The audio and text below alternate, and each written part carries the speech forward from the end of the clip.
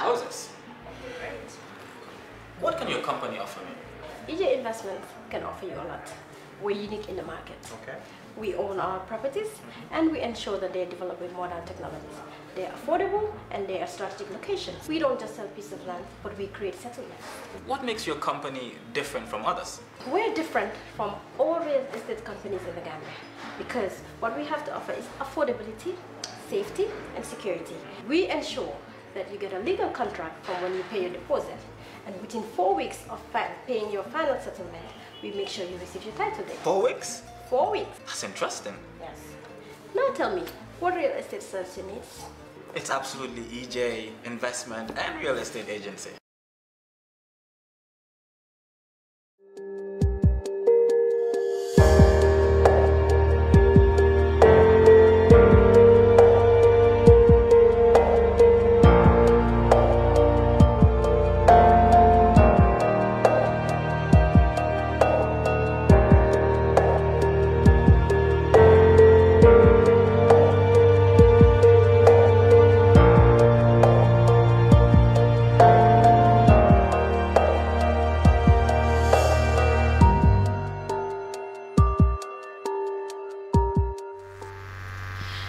Welcome to another special edition of the Brunch. Of course, we are here today at a special event, which is the Gambia Press Union election. We are at the Baha'i Conference Center, and of course, I'm not alone in the studio. I have one of the best journalists in town who is also vying for the position of vice presidency on my immediate right, Mr. Mustafa Dabo. You're welcome to the show. Glad to be on this show. Thank you. And of course, you know how we do it. Every other Saturday, we have Mr. Lamin Cham, who is from the Standard newspaper. You're welcome on board, Mr. Lamin. Thank you, Joy. And I'm sure viewers are already used to our setting. First, I will start with Mr. Lamin Cham to give us a review of what has been trending over the week on the newspapers. Mr. Lamin Cham. Well, thank you very much.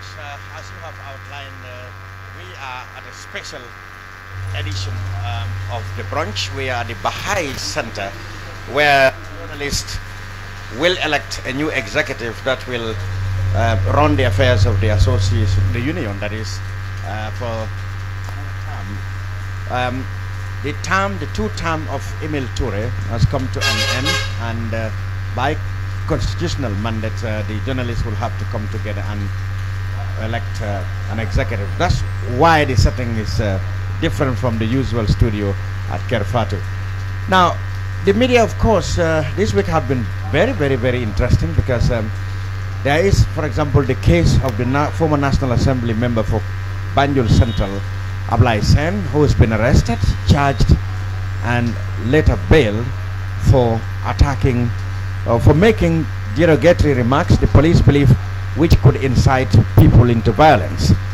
That was another topic that was that is a topic widely covered in many newspapers. And then, of course, we have the GPU election that we have talked about. That was also in the papers. There were stories also about the prospects of an oil boom in the Gambia, which is also covered in many quarters and many websites. So all these are items that we will deal with. But then we must not forget that today, of course, our main focus will be the Gambia Press Union Congress. Thank you very much, Mr. Lamin Cham. I would like for you to go deep into the oil booming stuff that the contract was being awarded to FAR. Am I correct? Well, I think Mustafa is more of an expert in that oil thing. I just publish stories, and you know, when it comes to oil and petroleum affairs, there's a lot of things that many people don't know about it. Right. I've seen newspaper articles which says some company is around who can drill or who can get oil in 45 days or 40 days, etc. Now, what the experts say, what it takes to prospect oil and actually to drill it and for it to flow, that's absolutely a whole lot of process that can take years and years and a huge investment. Now, over the past 2 years or 3 years, newspapers have been filled, and even the social media, with news that there definitely might be an oil boom. There's a prospect of an oil boom in the Gambia in the coming decades or so. That oil have been found or maybe discovered in offshores around the Gambia, Senegal, and some other places. Now, I think what we should do as journalists is to get ourselves educated very well in what it takes to drill oil. And then, of course, we can do this by getting experts who knows this in our media frequently, to not to leave the people's expectation to be so high, you know, and so overplayed that we'll have oil tomorrow. That's not the case. Mustafa covered the oil thing extensively, especially FAR and Petronas, who have just come in, and he will explain in detail if that particular area interests you a lot. Thank you very much, Mr. Lamin Cham. Back to you, Mr. Mustafa Dabo.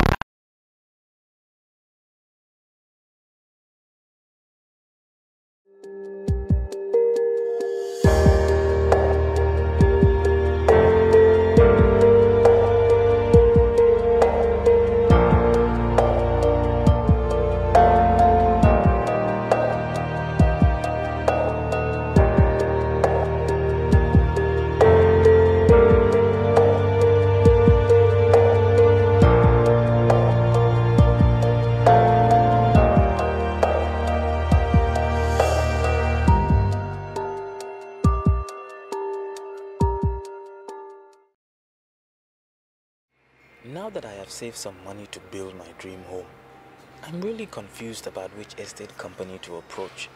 My friend had a bad experience with a particular estate agency after completing his payment and could not even get his title deed. This is serious. Good afternoon. How are you? Thank you. My name is Oli. I'm from EJ Investments. Understood. Thank you. You know, I must say you came at a very right time. Really? I was thinking about houses. Great. What can your company offer me? EJ Investments can offer you a lot. We're unique in the market. Okay. We own our properties and we ensure that they're developed with modern technologies. They're affordable and they are strategic locations. We don't just sell pieces of land, but we create settlements. What makes your company different from others? We're different from all real estate companies in the Gambia because what we have to offer is affordability, safety, and security. We ensure that you get a legal contract from when you pay your deposit, and within 4 weeks of paying your final settlement, we make sure you receive your title deed. 4 weeks? 4 weeks. That's interesting. Yes. Now tell me, what real estate service you need? It's absolutely EJ Investment and Real Estate Agency.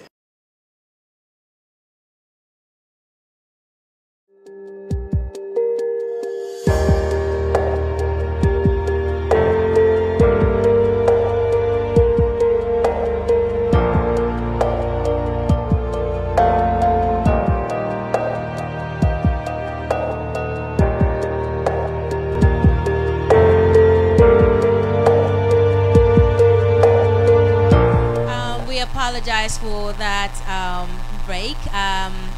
Still to continue, we were on the FAR topic, that is the issue of the oil drilling that's about to start in a couple of weeks in the Gambia, and of course our very own Mustafa Dabo is an expert in that area, so he'll further delve into that. Mustafa? Well, I would join you to apologize our viewers for that short interruption. It was now a power outage. I think we expect that usually in the rains it's usually very often. Right.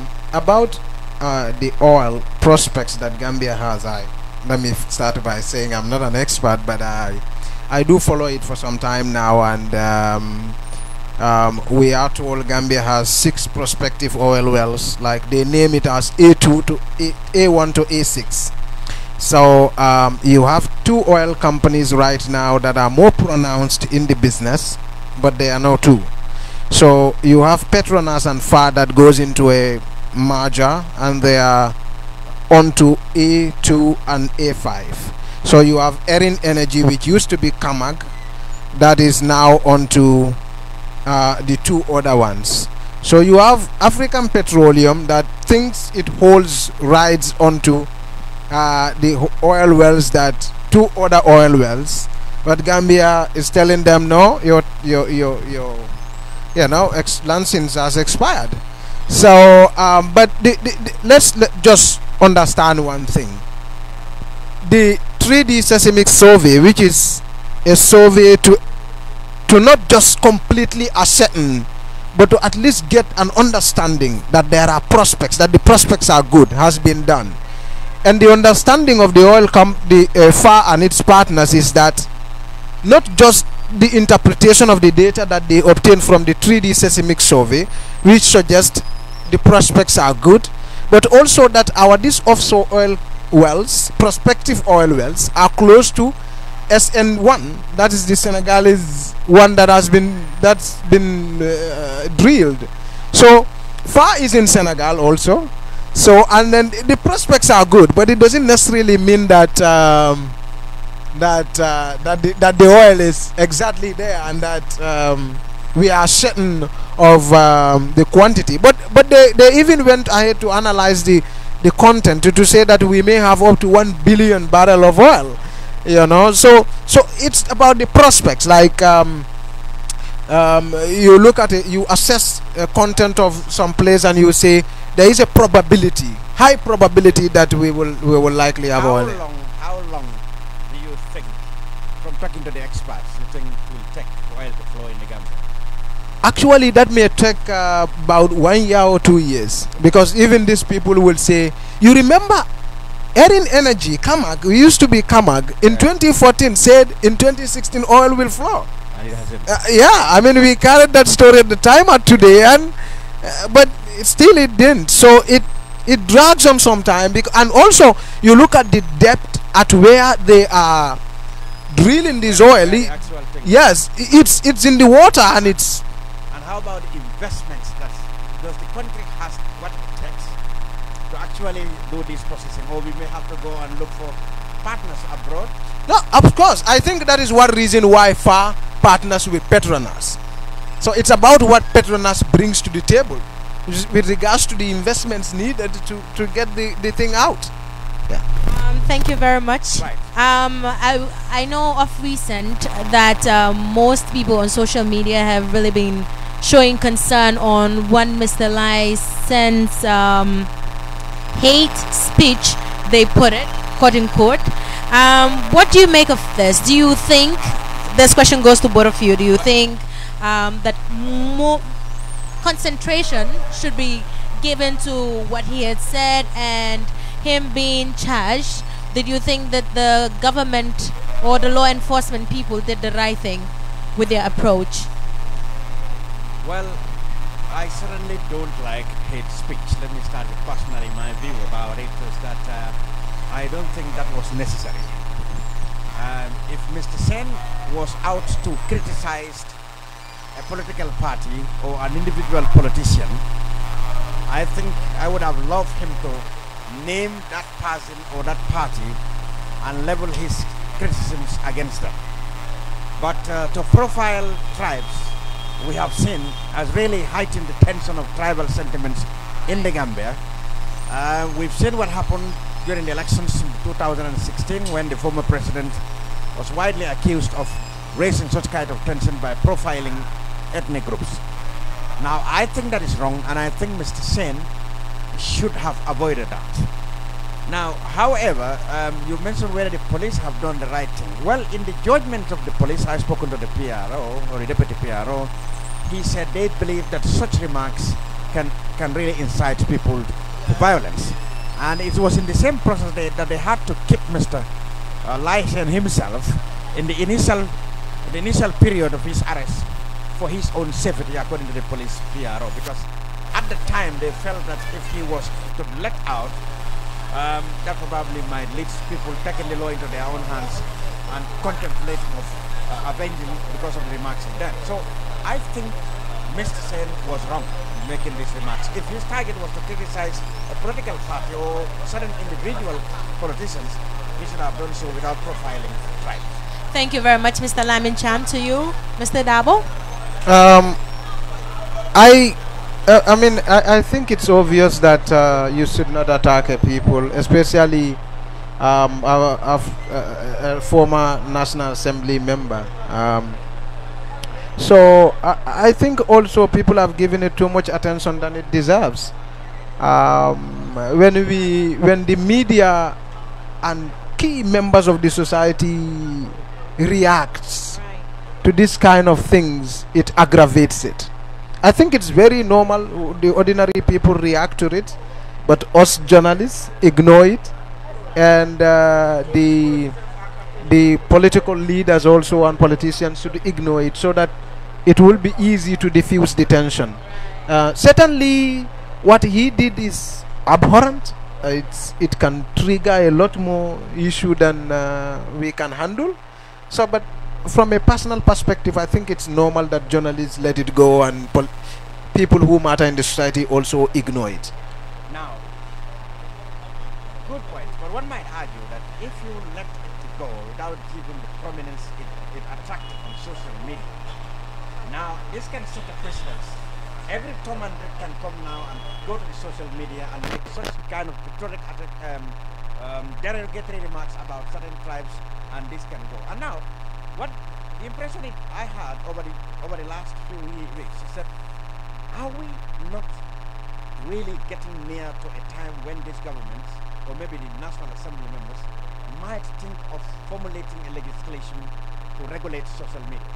Absolutely, not necessarily regulate social media. I am not going to agree to that. I don't think it's an excuse for us to give politicians the opportunity to restrict the environment. Yes. Because social media plays a very crucial role in the welfare of a nation, even the economic prosperity of a nation. The idea of free marketplace of ideas. But also I understand your fear. But politicians are not just good at keeping the space given to them. You give them 5 meters, they will take a mile. But politicians are the government. I'm thinking that the government together. Yes, the government is not good. It's way too powerful, and it wants to consume everything. Give them 1 mile, ask them to regulate free speech, space on the social media, and they will regulate what each person should say on the social media, and that's a problem. Without it, how many more licenses could we possibly have? No, I think the approach is to criminalize hate speech at the level of the National Assembly and leave the police to handle it. Anybody who says this, everyone will ignore the person, and because you have democracy.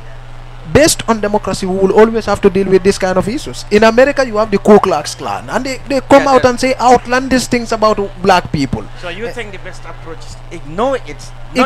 Don't police handle it. Don't give them public space. Absolutely. But when it is in the public domain, so prominent as the social media, it obviously will attract attention and reprisal. Somebody also taking the same direction to kind of avenge for what the person has said. And where will it stop?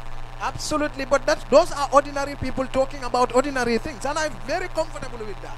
You don't believe that leaving everybody to say what he or she thinks on the media, on the social media, could lead to problems?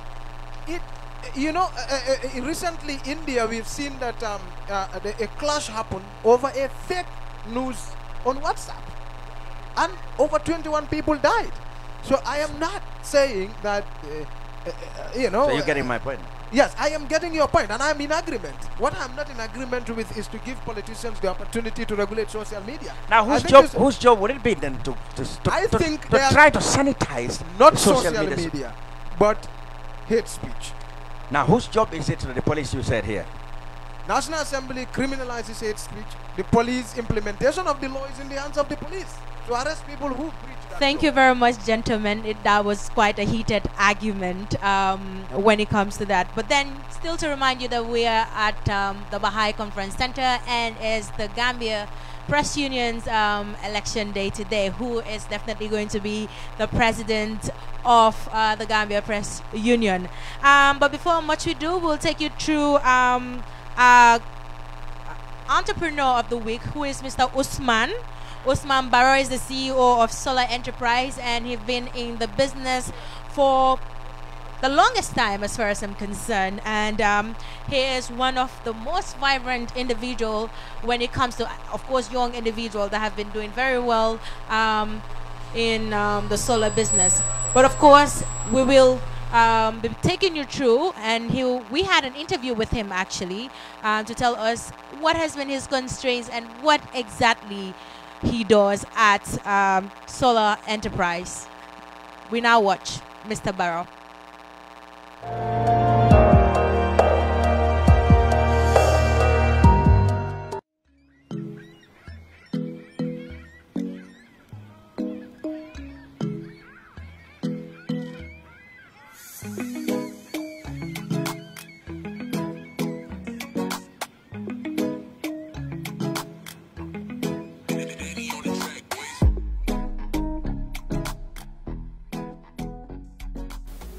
My name is Usman Barrow.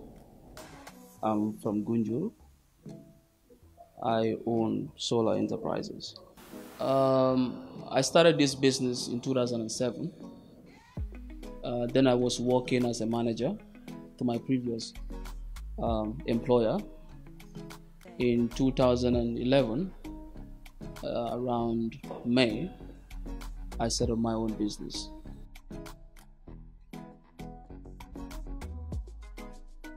Well, it's a common knowledge in this country about the irregular electricity supply. So, because of that, and also having basic knowledge of solar system from my previous employer, I decided to set up my own business.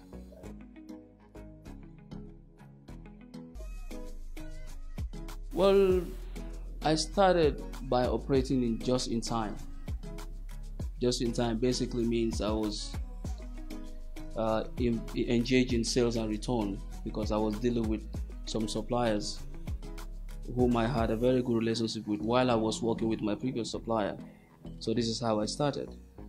And with a little help from my dad, it made the job easier for me.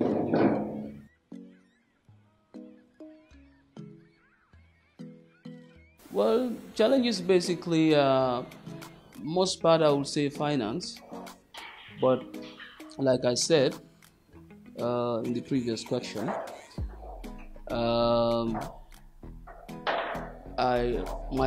my suppliers have so much confidence in me, so they were willing to supply me goods on credit basis, and I will pay them back within a specific grace period that would be given to me by them.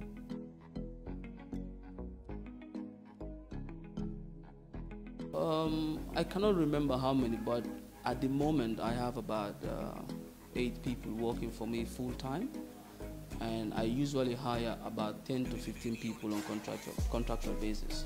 Yes, over almost 20 years at Ambita Hotel.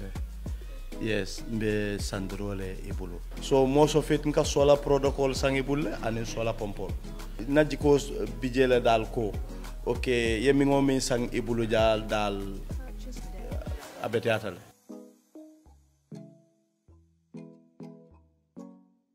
Well, I'm dealing with basically everybody. I'm dealing with individuals. I'm dealing with organizations. I'm dealing with government. I'm dealing with institutions. I'm dealing with basically everybody. Even beyond the country, I'm dealing with some very important clients of ours.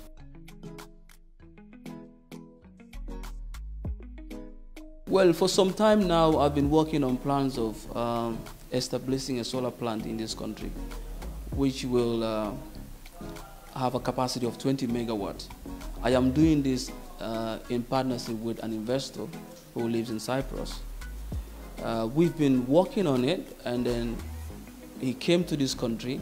We met the necessary stakeholders to talk about it, and we are hopeful that, within 5 years we could get the license to operate.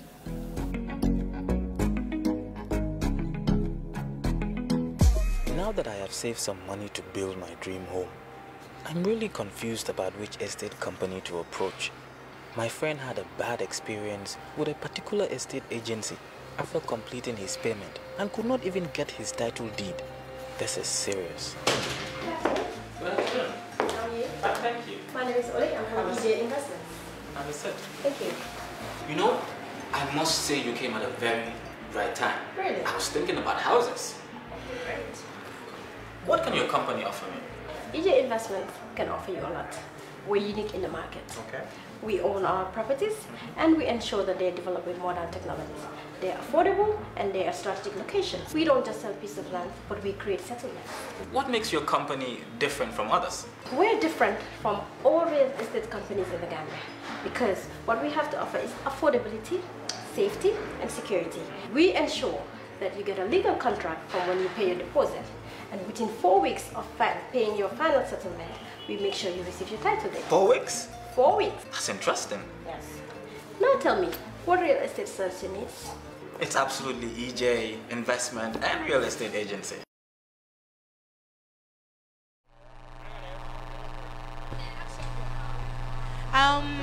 Welcome back from that interview with Mr. Usman Barrow, who is the CEO of Solar Enterprise. It's always good for us to support our very own because he's been employing a lot of Gambians, and he's one of the few people that started the solar business in the Gambia. So congratulations, Mr. Usman Barrow. Now going straight into our reason for being at the Baha'i Conference Center today, which is the presidential election for the Gambia Press Union, and our very own Mustafa Dabo is vying for the position of Vice Presidency. Now, Mr. Dabo, of course you're a member of the Kerr Fatou, and I just want to know what quickly please, just tell us what actually drives you to wanting to vie for this position of Vice Presidency. The first thing is that I initially wanted to vie for presidency. I went, I debated, I announced, I wrote my agenda, I shared, and it turns out that a lot more other people are going to vie for the presidency, and among them Sirif Jr. And I don't have a different agenda, so I figured out that we can't all go in for one position when we have a common agenda, and then we pick a fight over nothing. So, and it's a union, which means we have a common interest, and the union has a common interest, so I backed out. So that's how it happened. So, but my ideas, yeah. Your withdrawal has nothing to do with the fact that maybe you are more friendly with Mr. Sirif Jr. than the rest of the candidates. Not necessarily, because my initial agenda to contest for the presidency of the union was as a result of the fact that I think I can do better than some of the candidates. Yeah, some of the so not necessarily that I think, you know, they are not good or they don't love the union. I think they do, and I think they are smart people. But I also think that I can contribute what I can contribute to the union, because you know, so that is why I initially contested. So, but later I withdrew because it took, I've seen a lot of people coming in for one position, and I know not all of us can. So I tried to fit myself in another category, which is the vice president. You will all the same face elections in the vice president, right? Yes. Against how many candidates? Against 3 candidates. Four other candidates. Yeah, sure. 4 other candidates. Yeah. Just to remind our viewers, we're still at the Baha'i Conference Center, and today is indeed a special day and a special edition of the Brunch show here on Kerr Fatou. And just to name the people going for the presidential post, we have Mr. Shirif Bojan Jr., Pa Modu Fall, Modu Kante. These individuals will be vying for the position of presidency. And now to the position of vice presidency, we have Mustafa Dabo, Ami Sane, Seni MK Marena, Halimatu Sise, Maria Tungom. And these individuals will be vying for the position of vice presidency. We were also made to understand that the constitution of the Gambia Press Union has been amended, and so to say that the Secretary General of the Gambia Press Union would be appointed by the executives or the board.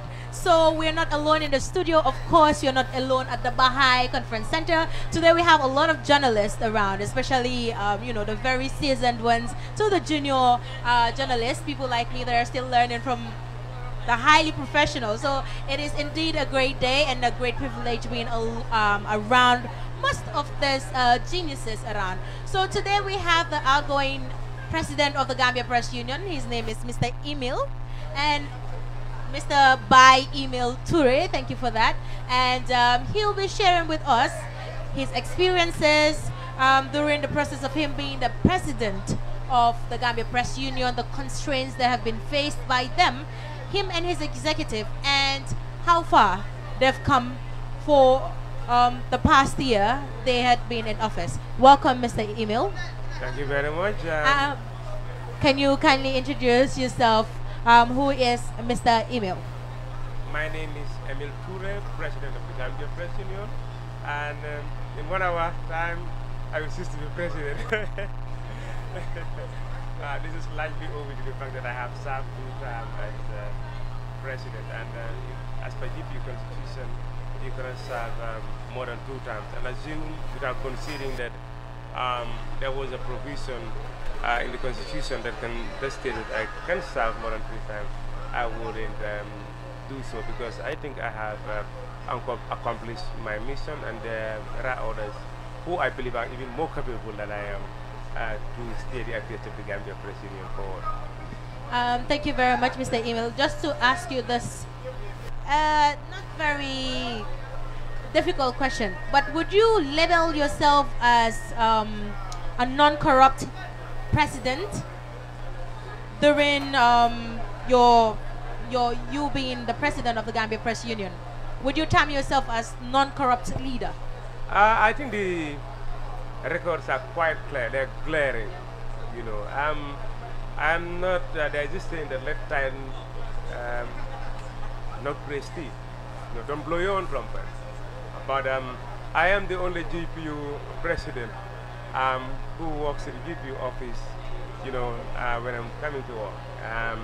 All other GPU presidents in the past have got their own vehicles, and not only that, I mean, if you, I'm also one of the GPU presidents who is still renting, and besides that, I'm a very humble person. You know, I don't come. People who come to my family home will tell you that I don't come from a poor background, but then even those of my family members, I know they will be seeing this thing, even those within and outside the diaspora feel I'm a very proud person, and I'm not proud, I'm just contented. So I'm not one individual who would dip my money into public money and use it for my own purpose. No, I'm not the type of person. People I work with, I have worked as a youth activist, and this is why at some point there were difficult moments in GPU, and I thought of throwing the towel, because there were a lot of machinations, you know, and all employed with a view to derailing us, you know. But then, like when I was a youth worker, there were instances. I was the president of Youth Association for Advancement. It was one of the most vibrant youth organizations, and at some point I got discouraged and resigned, and the assets of that organization and the funds were misappropriated. I also served as deputy director of National Youth Association, and during that period, I mean, you can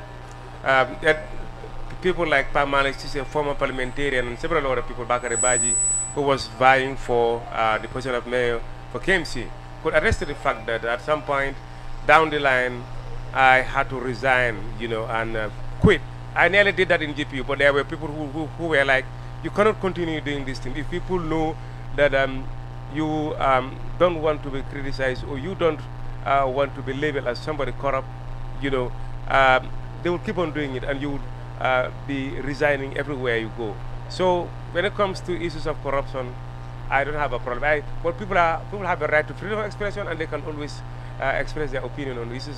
And I would encourage them to do that. And at no point would I in any way feel bad that I've served the GPU and people label me as corrupt or say things that are disparaging and derogatory. This is a right to freedom of expression. Now, Mr. Toure, you are handing over the reins of power today as head of the Gambia's Journalists Union. if you will reflect back, what have been your achievements before I take on what your opponent said are your failures? I don't believe they are my achievements. Because it's like there is no way we could have accomplished these things if we did not work as a team. So rather, I would say, if there is anything that we call achievement, it is something we achieve collectively. There is no doubt about the fact that there were shortcomings that we have recorded, like any other executive or government. But notwithstanding, we can proudly say that we have achieved more than any other GPU executive, because we are the first body to establish an institute of journalism in country. And not only that, you know, we were also very pivotal in helping the National Training Authority to come up with standards for journalism education in this country. In the past, there was nothing like that. Also, when you look at, when you reflect back, also there were instances when a lot of journalists were brutalized and dehumanized by the previous administration. And in all those instances, GPU had always stood by those people by providing them with lawyers to defend them in court. And not only that, when in fact when they were, even in those instances where those individuals were fined by the courts, we have raised money to pay those fines. And that aside, also there were a lot of young people who wanted to study journalism, and they had difficulty doing so. And we provided them with scholarships to study journalism. So by and large, I am not one individual who always want to talk about what we have done. I would rather allow history to speak about that. Thank you very much, Mr. Lamincham, for that wonderful question. Now to you, Mr. Emil. Of course, with all you have said, shows that you're very enthusiastic in what you're into, especially when it comes to serving people. We have realized that there have been a lot of people that call themselves journalists and are not actually registered members of the Gambia Press Union. And today in the election, we'll notice that we have, of course, a huge number of people out here, and some of them are not eligible to vote, and they're still press, part of the press, or they're still journalists.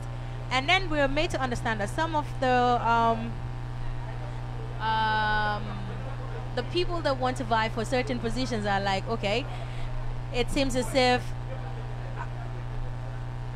most press that are here that want to vote are not able to vote, and they feel like maybe something like sidelining, or there are certain restrictions that have been put in place so that perhaps they cannot, or they won't be able to get the votes of the masses. What do you make of this? When people make allegations, they must be in a position to support them with facts. You know, you cannot allege without providing evidence. But what is profoundly important is to point out that it is only members who can vote. And not only members, they must be paid-up members. I mean, if you feel you belong to a fraternity, it behoves on you to work to ensuring that you join that union or that institution. And we at no point compel people to join the GPU. It's a voluntary organization. And there were instances, in fact, when we had supported people that are not necessarily GPU members, people like Elijah Sise. You know, but then what is, I think, a problem in Gambia is for some reasons, people feel that you have to drag them to join organizations, and that is wrong. I mean, GP doesn't belong to anybody. It is not my father's property. It is not my mother's property. So therefore, I think what is important is for people to take ownership of the GPU. If they call themselves media practitioners, it behooves on them to come and join. Even though GPU has reached out to a lot of people to come and join, but still people will drag their feet, and nobody can compel them to join. But I think along the way, at some point, maybe they will see the need to join GPU. Your 2 terms in office have, like you said, tremendously contributed to the capacitization of journalists. We have got now a journalist school of journalism initiated and run by your union during your philosophy. Now, are your critics rightly or wrongly justified when they said they wanted to see rather more transparency during your time? For example, during the debate and some other places had that your executive failed to produce 2 or 3 consecutive reports, audited reports of finance, etc., etc. Are they justifiable in making these allegations, or they are not probably informed? What has happened as your administration is concerned in terms of the management of finance? I think it was good that they raised these things, but then what is also important is for us to clarify, and I think we did that. I think because it's like what they fail to realize is that every project has an auditing time frame, and the ONDEF project, which we are currently rolling out, I know the ONDEF guy might be watching even this thing, but they can attest to the fact. About Prince, the guy over there, I forgot the auditing firm in Fajara, is their auditor. He's the one who audits on behalf of the UN system. And he too can attest to the fact that the ONDEF project is not yet due for auditing. Instead, what they have in place is what they call a verification. After 1 year or so, you do verification, and it's after the 2 years that they do auditing. In fact, at some point we said we were going to try to see how best we would audit the project on our own. But could you imagine?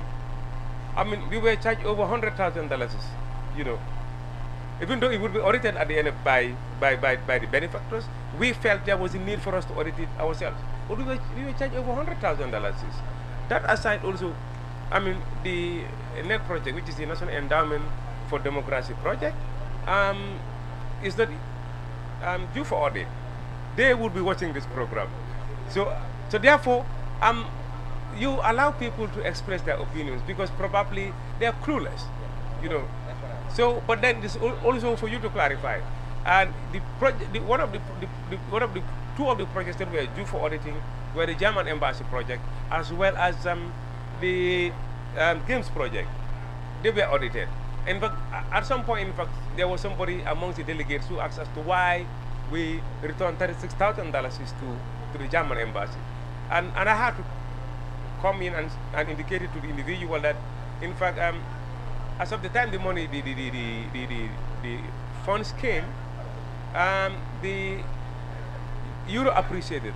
And as such, there was no way we could have, use that amount. And as such, we had to refund it.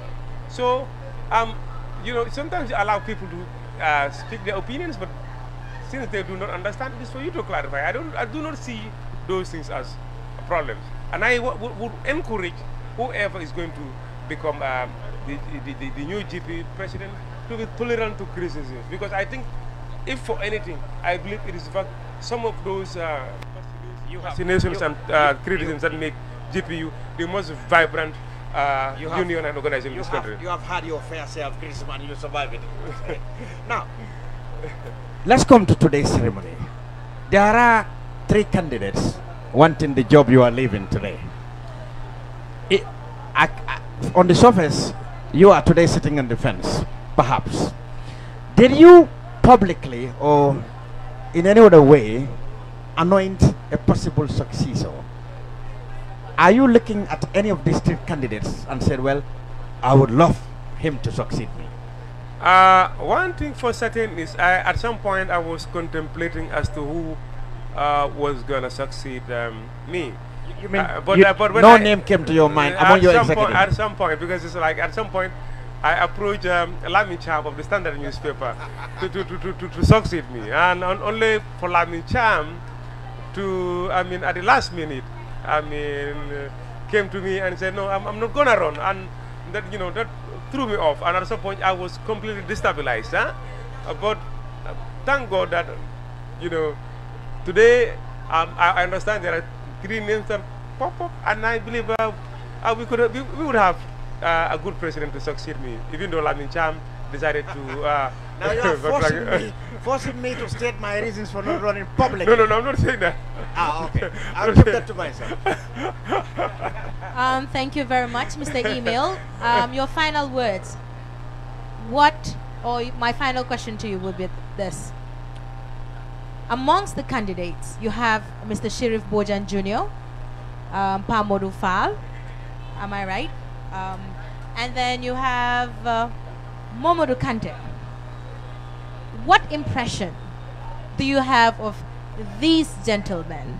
Do you think they are able and capable to handle what you're about to leave? These are honorable gentlemen that I have worked with.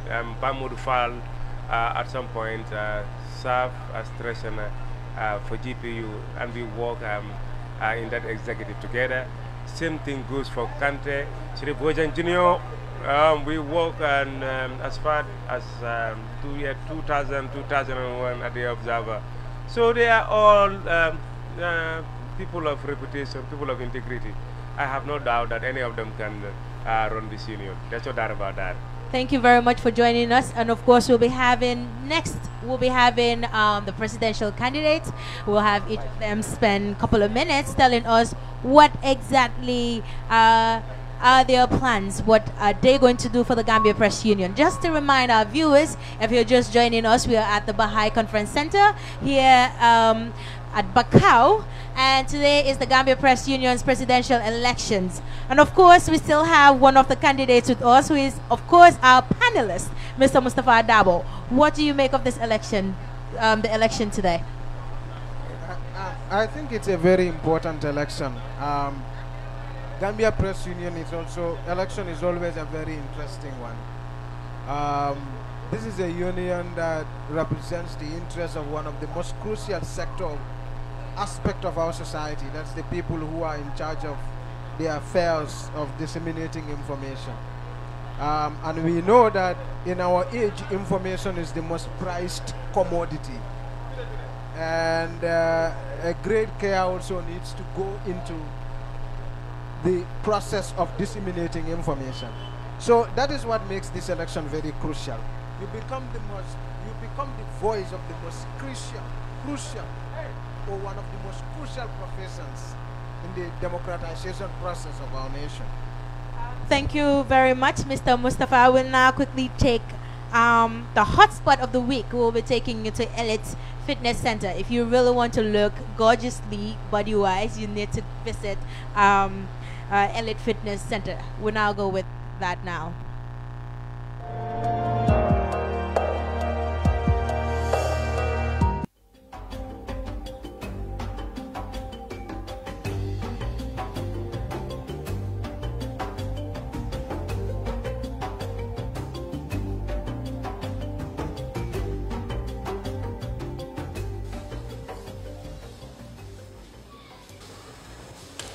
Hello to our lovely viewers. Well, on the brunch today, we're here at Elite Fitness and we're going to show you some of the hot spots. Follow me. Hello, welcome. Hi, thank you. Welcome to Elite Fitness. Thank you.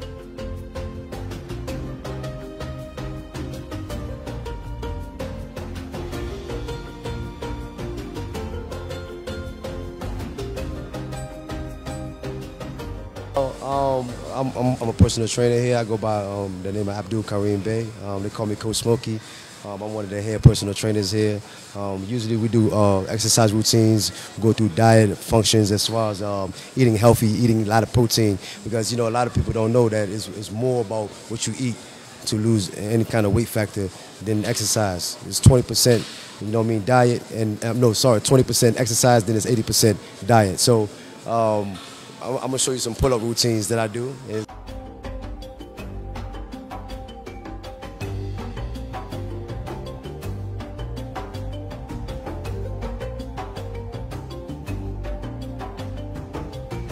We call them the gorilla pull-ups. So it's basically your upper body strength that you're pulling up with, and it works your shoulders, your biceps, triceps, chest, wings, abs at the same time. So I'm kind of gassed out.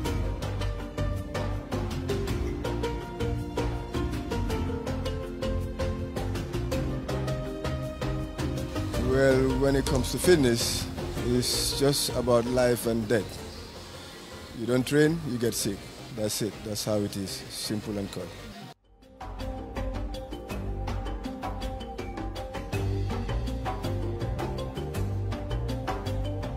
Elite Fitness, I can consider it is the best and the biggest gym because it's a 2-floor and we have a football field.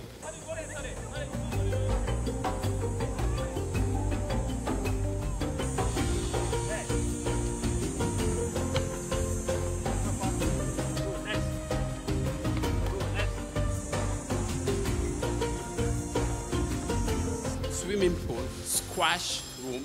There is no squash room in the Gambia. This is the only people that have it here. So, yeah. So this is the second floor.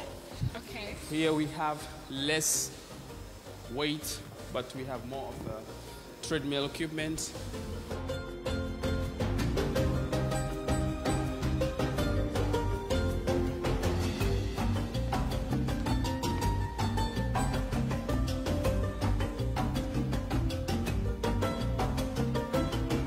In this hall, we can do a lot of exercise activities. It's really good. So here, if you not want to involve in the weightlifting, you can come and have your cardio workout, steps workout, Zumba classes. Zumba? Zumba, What's that? It's a dancing class, Zumba dance. We have hip hop classes as well.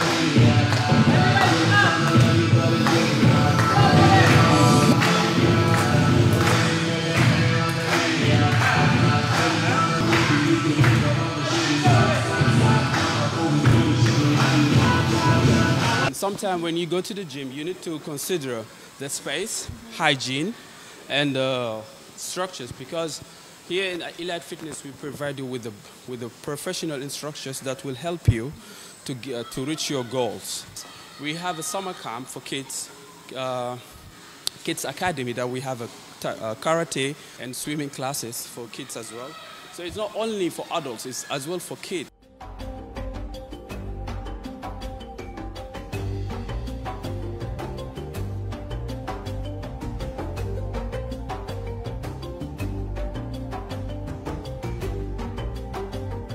Ku bëgg jàng swimming wala nga bëgg train nga bëgg fit, no, if you want to get fit, football lépp loo bëgg si wér gu yaram daw si leen fii la mburu bi di xoyam la ku yéex di nga ñàkk de.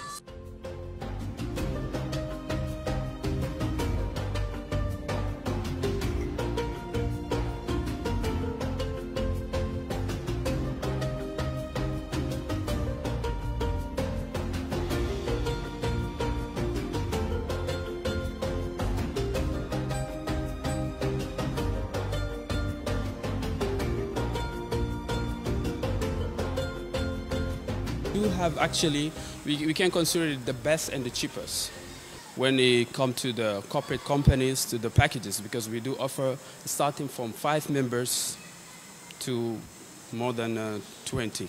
So there is OP membership and everything. So all we do, if any there is a company that they're interested to register with us, you can just contact us and no problem. We can negotiate with them. We give them very good package with a lot of discounts.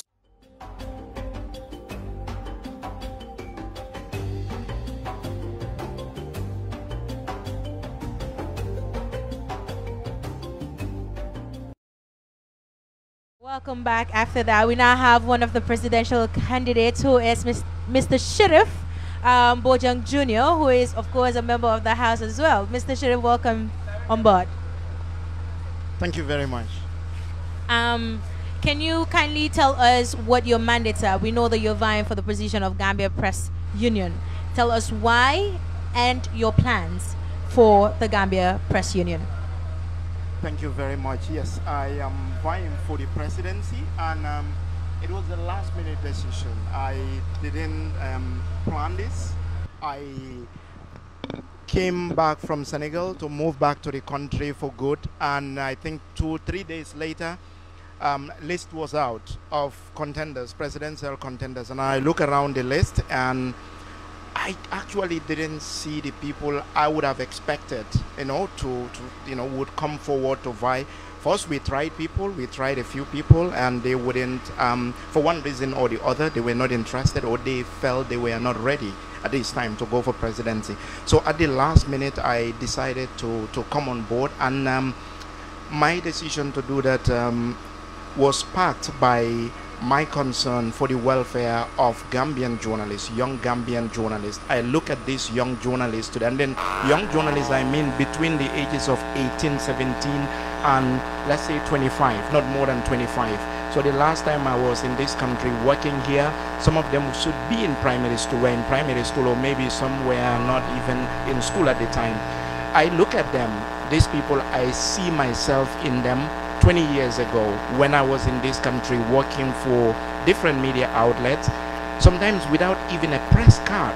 You're not provided with a press card to identify yourself as a journalist, but then you still sent to cover, you know, protests and things like that where you were vulnerable.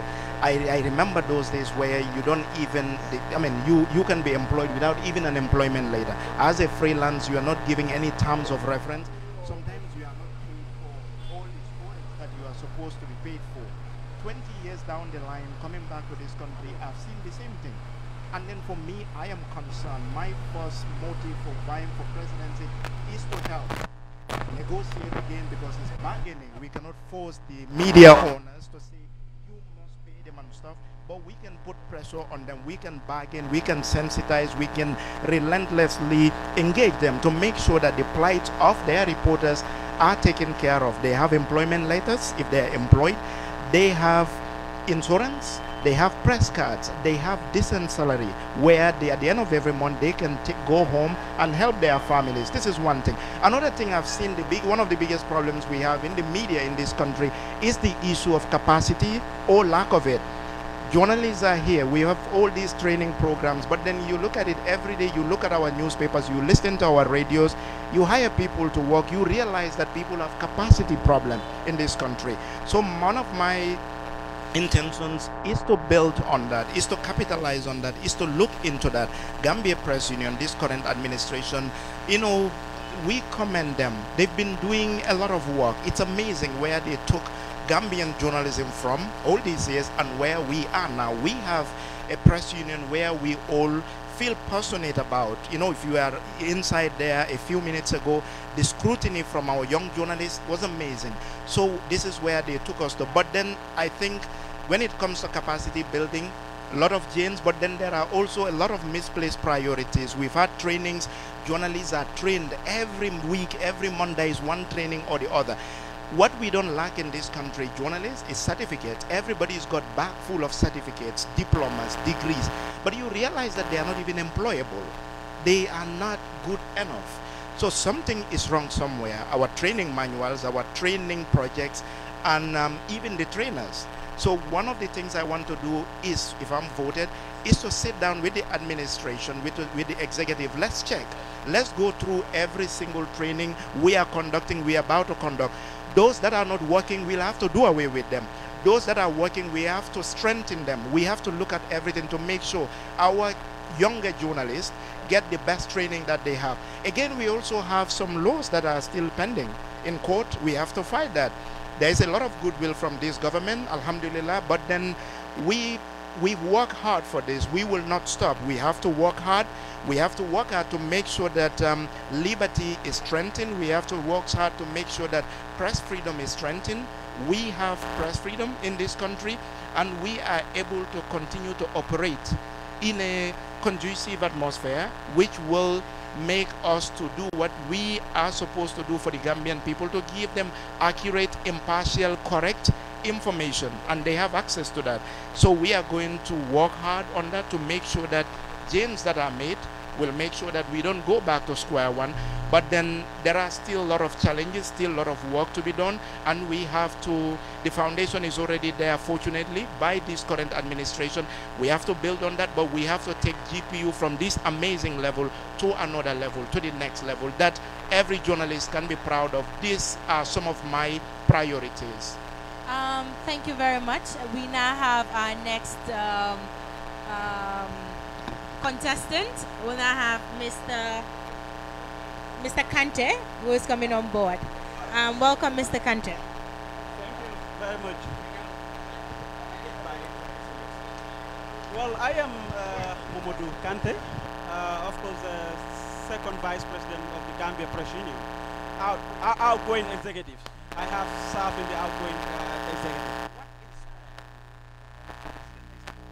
Well, what inspired me to run for presidency this time?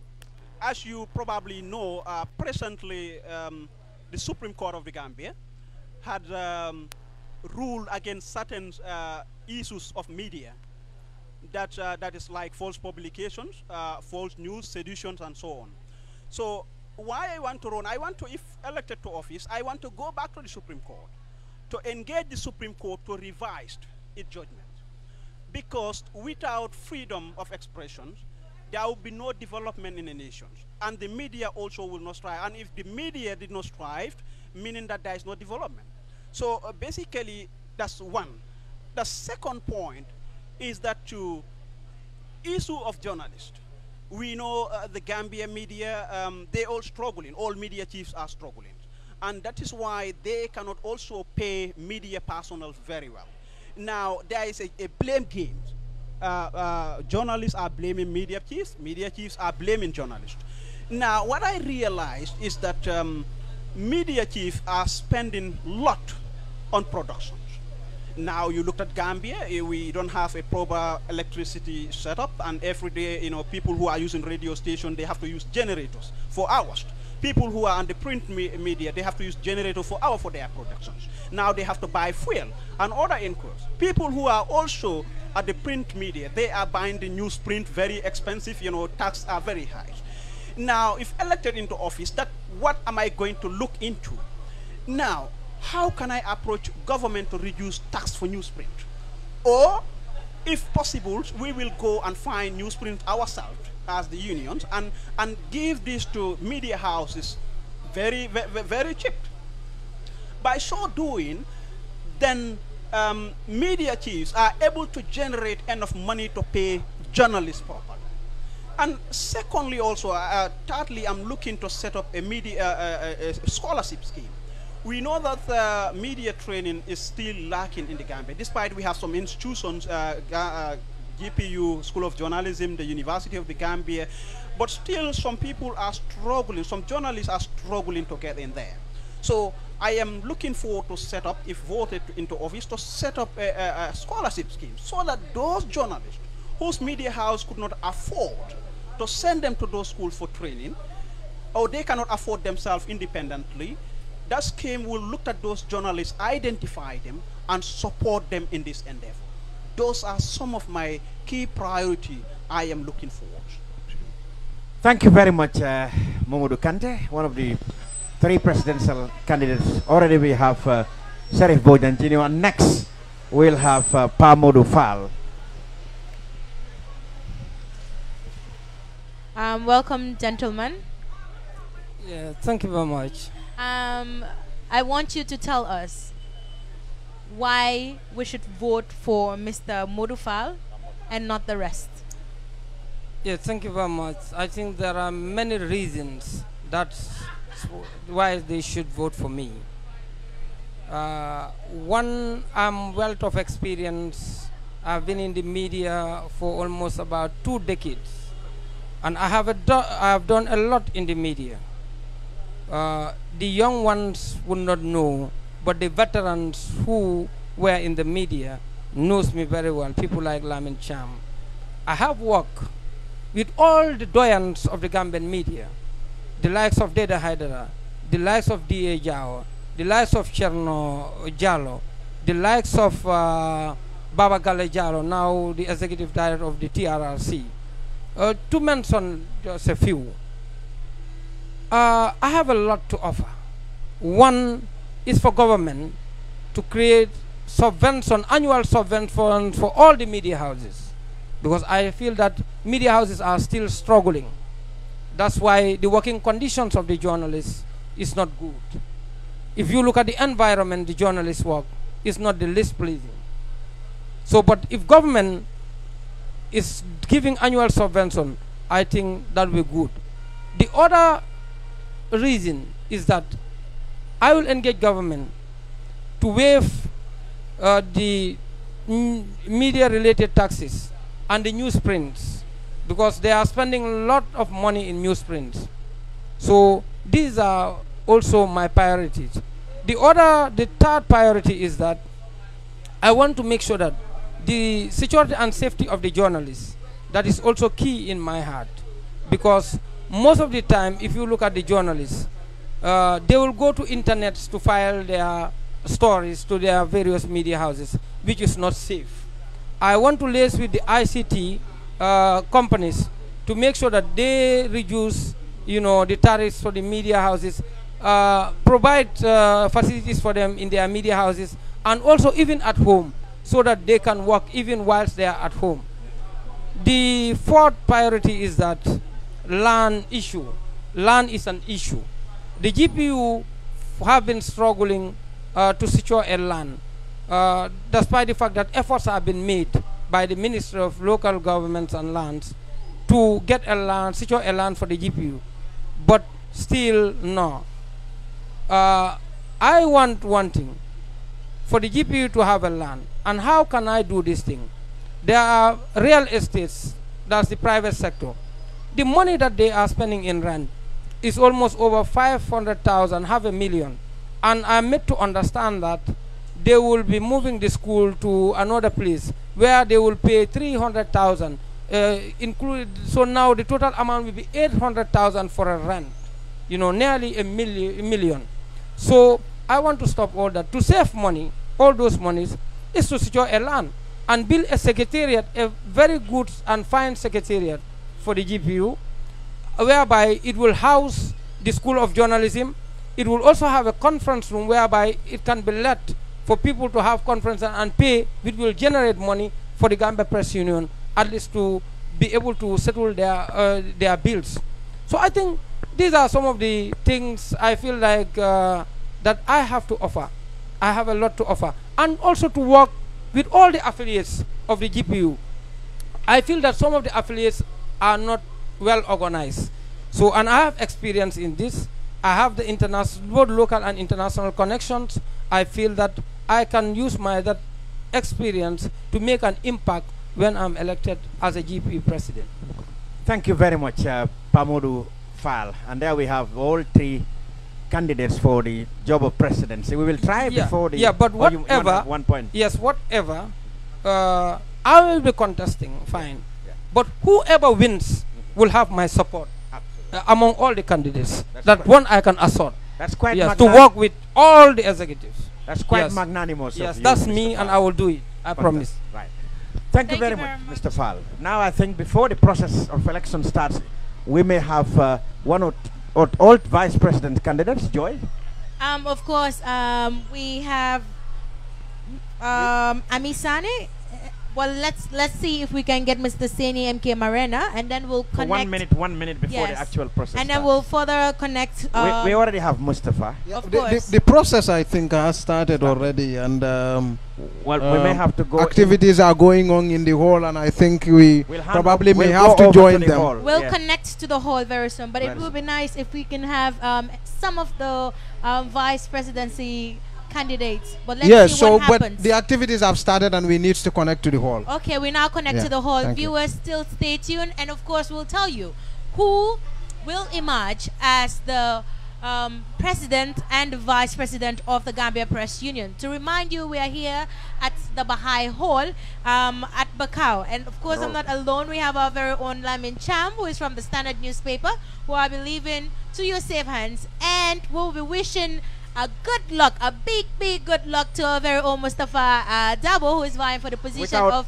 vice presidency. Without bias, we wish all the candidates very good luck. Of course, all the best. And we now connect to the hall.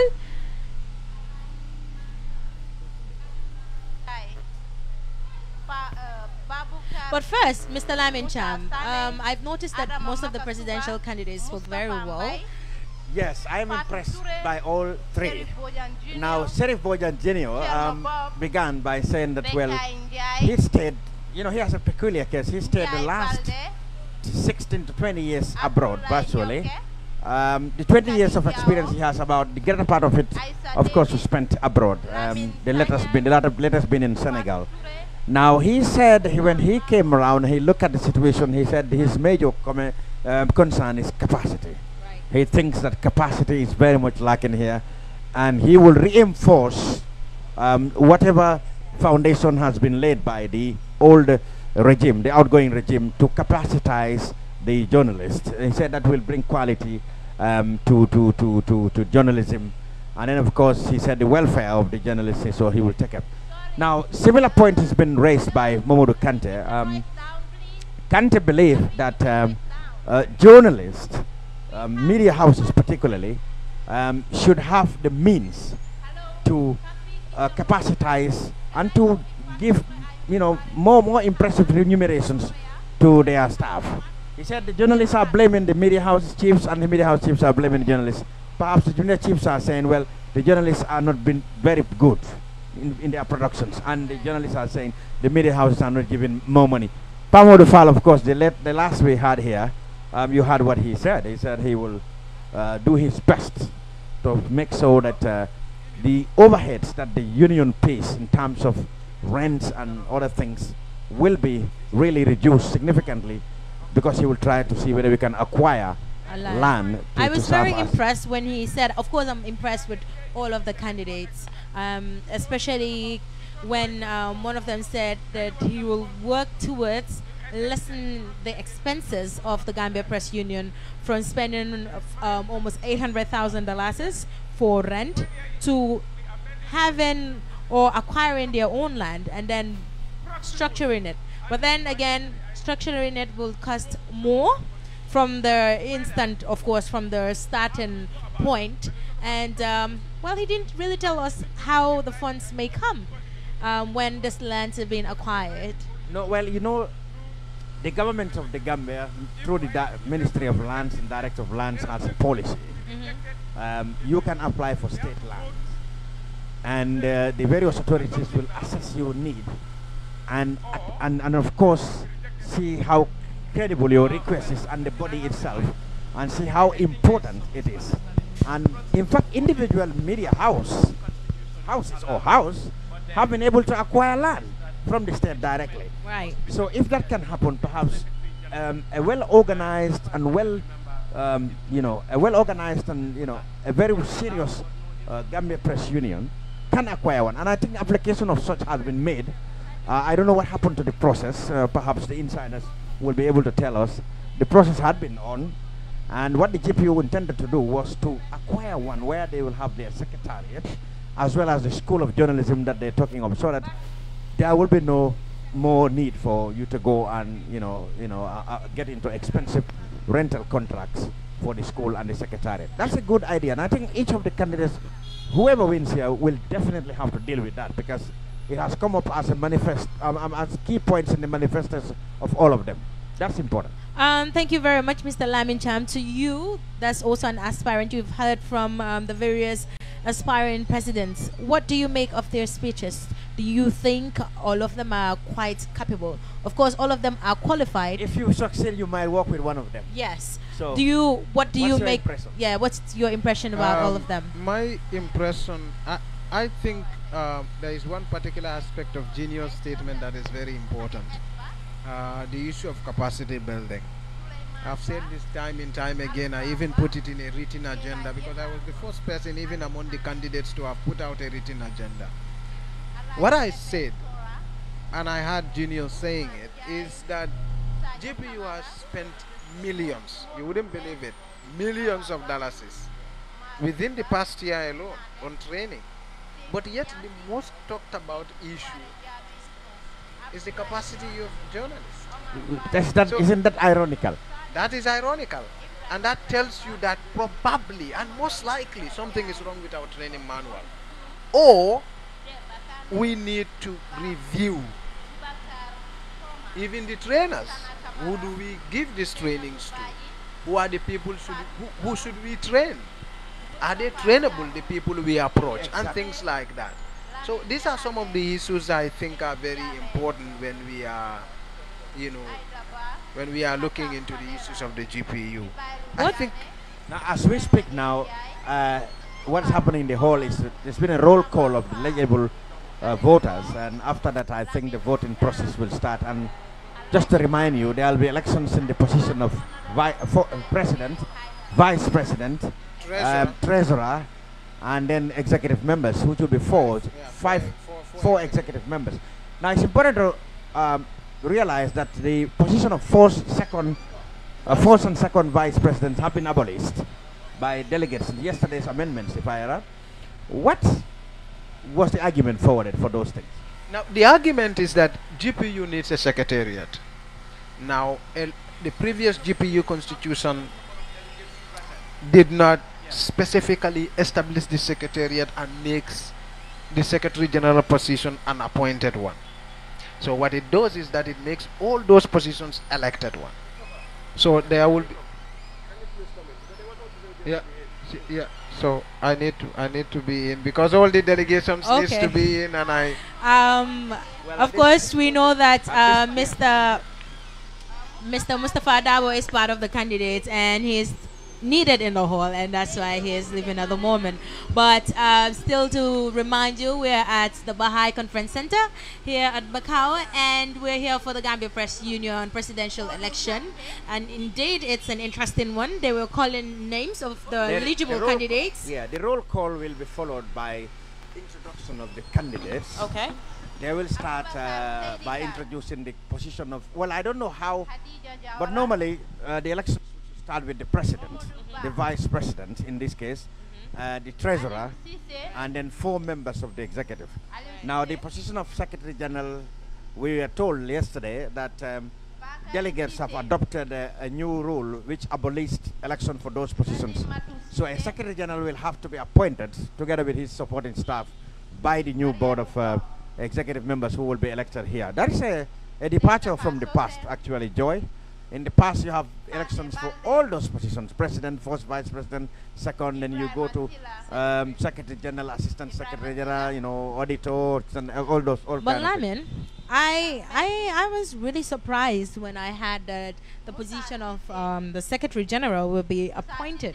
Do you think it's of the best interest of the association? Do you think? Don't you think they should have left it for people or for its members to vote for who they feel is the rightful candidate for that position? Well, I think they probably might have taken cue from the experience of many countries around Africa, particularly. The policy in those countries is that the Secretary General is elected, is appointed, and this is because they want the function of the Secretary General to be purely professional and independent of the board. Now, in the layman's explanation, if a Secretary General is elected along with the ticket of the winning presidential candidate, then obviously you have you will have a clique. You will have the president, the Secretary General, and perhaps his vice president coming from the same campaign. Then you probably have a problem with the independence, total independence of that Secretary General. Now, also, the opportunity now for the new board to work with somebody they probably may not like is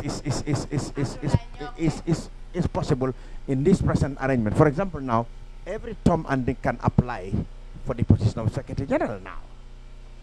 You can apply, I can apply, somebody else there can apply for Secretary General, and it wouldn't have to be the choice of the board, from the elections, from what happened in elections to appoint. It could be anybody they think. Okay.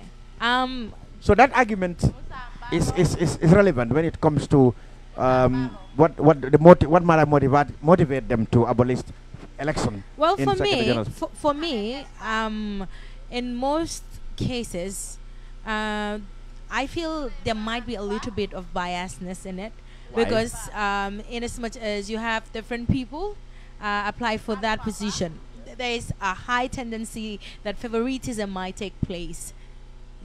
Those things are inevitable when it comes to such positions. Remember, Secretary General, it's like a very crucial position. You have to take note of everything that happens in a meeting or wherever. But what about if you have a Secretary General? Let's appoint. That is That's really in the campaign of the president of the board. What do you think? You see, would he be any more independent? For me, I feel there are always two sides to a thing. Like there's always a positive and a negative impact to it. I feel if one is being elected, you have to do, despite the fact that you are part of a party or you're part of a political card, however you want to put it, you might decide, or the electors would decide that, you know what, Joyce is not doing what he or she was elected for. You understand what I mean? And then a petition can be put up. And it's easier to sack an appointed one than an elected. Yeah, but then at least it is actually possible to put up a vote of no confidence against a GPU leader, but it has to be justified. Of course. And it doesn't have to be justified by an assertion. It has to be justified with a proof of either incompetence or not incompetence, but so one's mental inability to or gross misconduct. Or gross misconduct, or one's mental inability to the functions of the union. But the argument now actually is elective or appointment. Which one do you think is the best practice for Secretary General? Secretary General, I think honestly it's for the appointment, because Secretary General is the one who is in charge of administrative affairs of the union. So that should be appointment, because what you would do, what would happen is that the Secretary General will be in charge of the administration, and the board, which is the elected one, will exercise control over the Secretary General. So the whole idea is to get the Secretary General more independent and professional. Absolutely. Of the board. And also to be a technocrat, not a politician. Well, Joyce has a different view. I had a different view about it. You know, I know a lot of people confuse that, but if you go to all unions, this is what obtains. Okay, because like I said, teachers union, the Secretary General is appointed. Other unions, the Secretary General is appointed. Mustafa, like I said earlier before you came, I do not have a problem with the appointment of the Secretary General. But it's always very important for us to come out plain. Each of us have our own opinion. I feel being part of the Gambia Press Union, it would have been okay. It's not a bad idea if you get your Secretary General being elected as well. I understand that. Despite the fact that we or the association or the executive need the Secretary General to be an independent party. Like, as far as I'm concerned, being a Secretary General, you need to be administratively inclined. You understand? Of course, many people will say, I want to be a secretary. That is why your argument is completely okay. Administratively inclined and competent. That is why you want to take it away from politics. You want to give it to someone who can be vetted.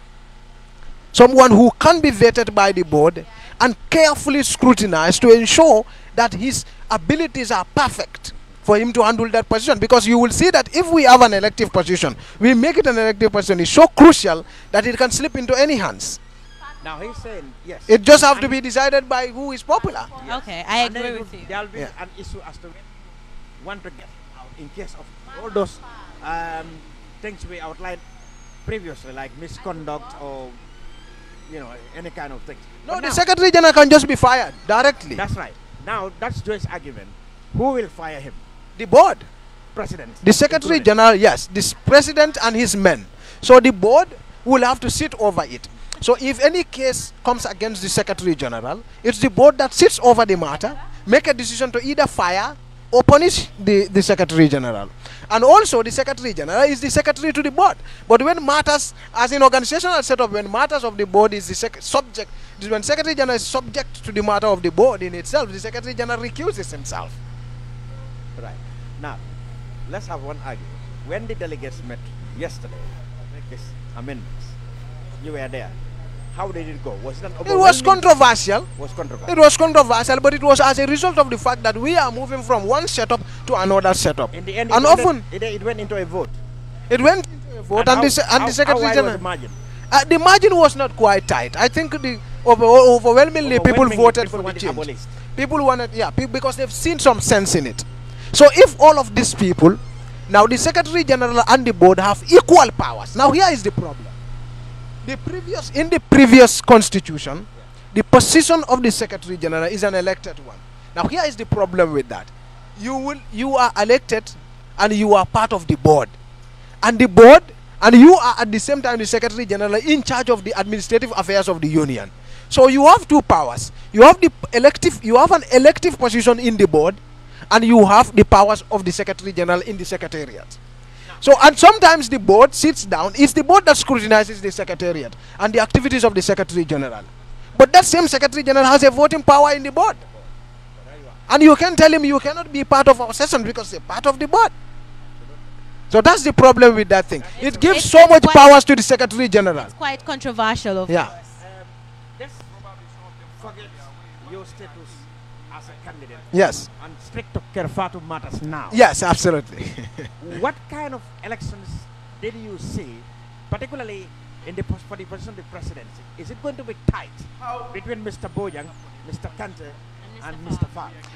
I personally think Sheriff is likely to emerge victorious because Sheriff. You share similar.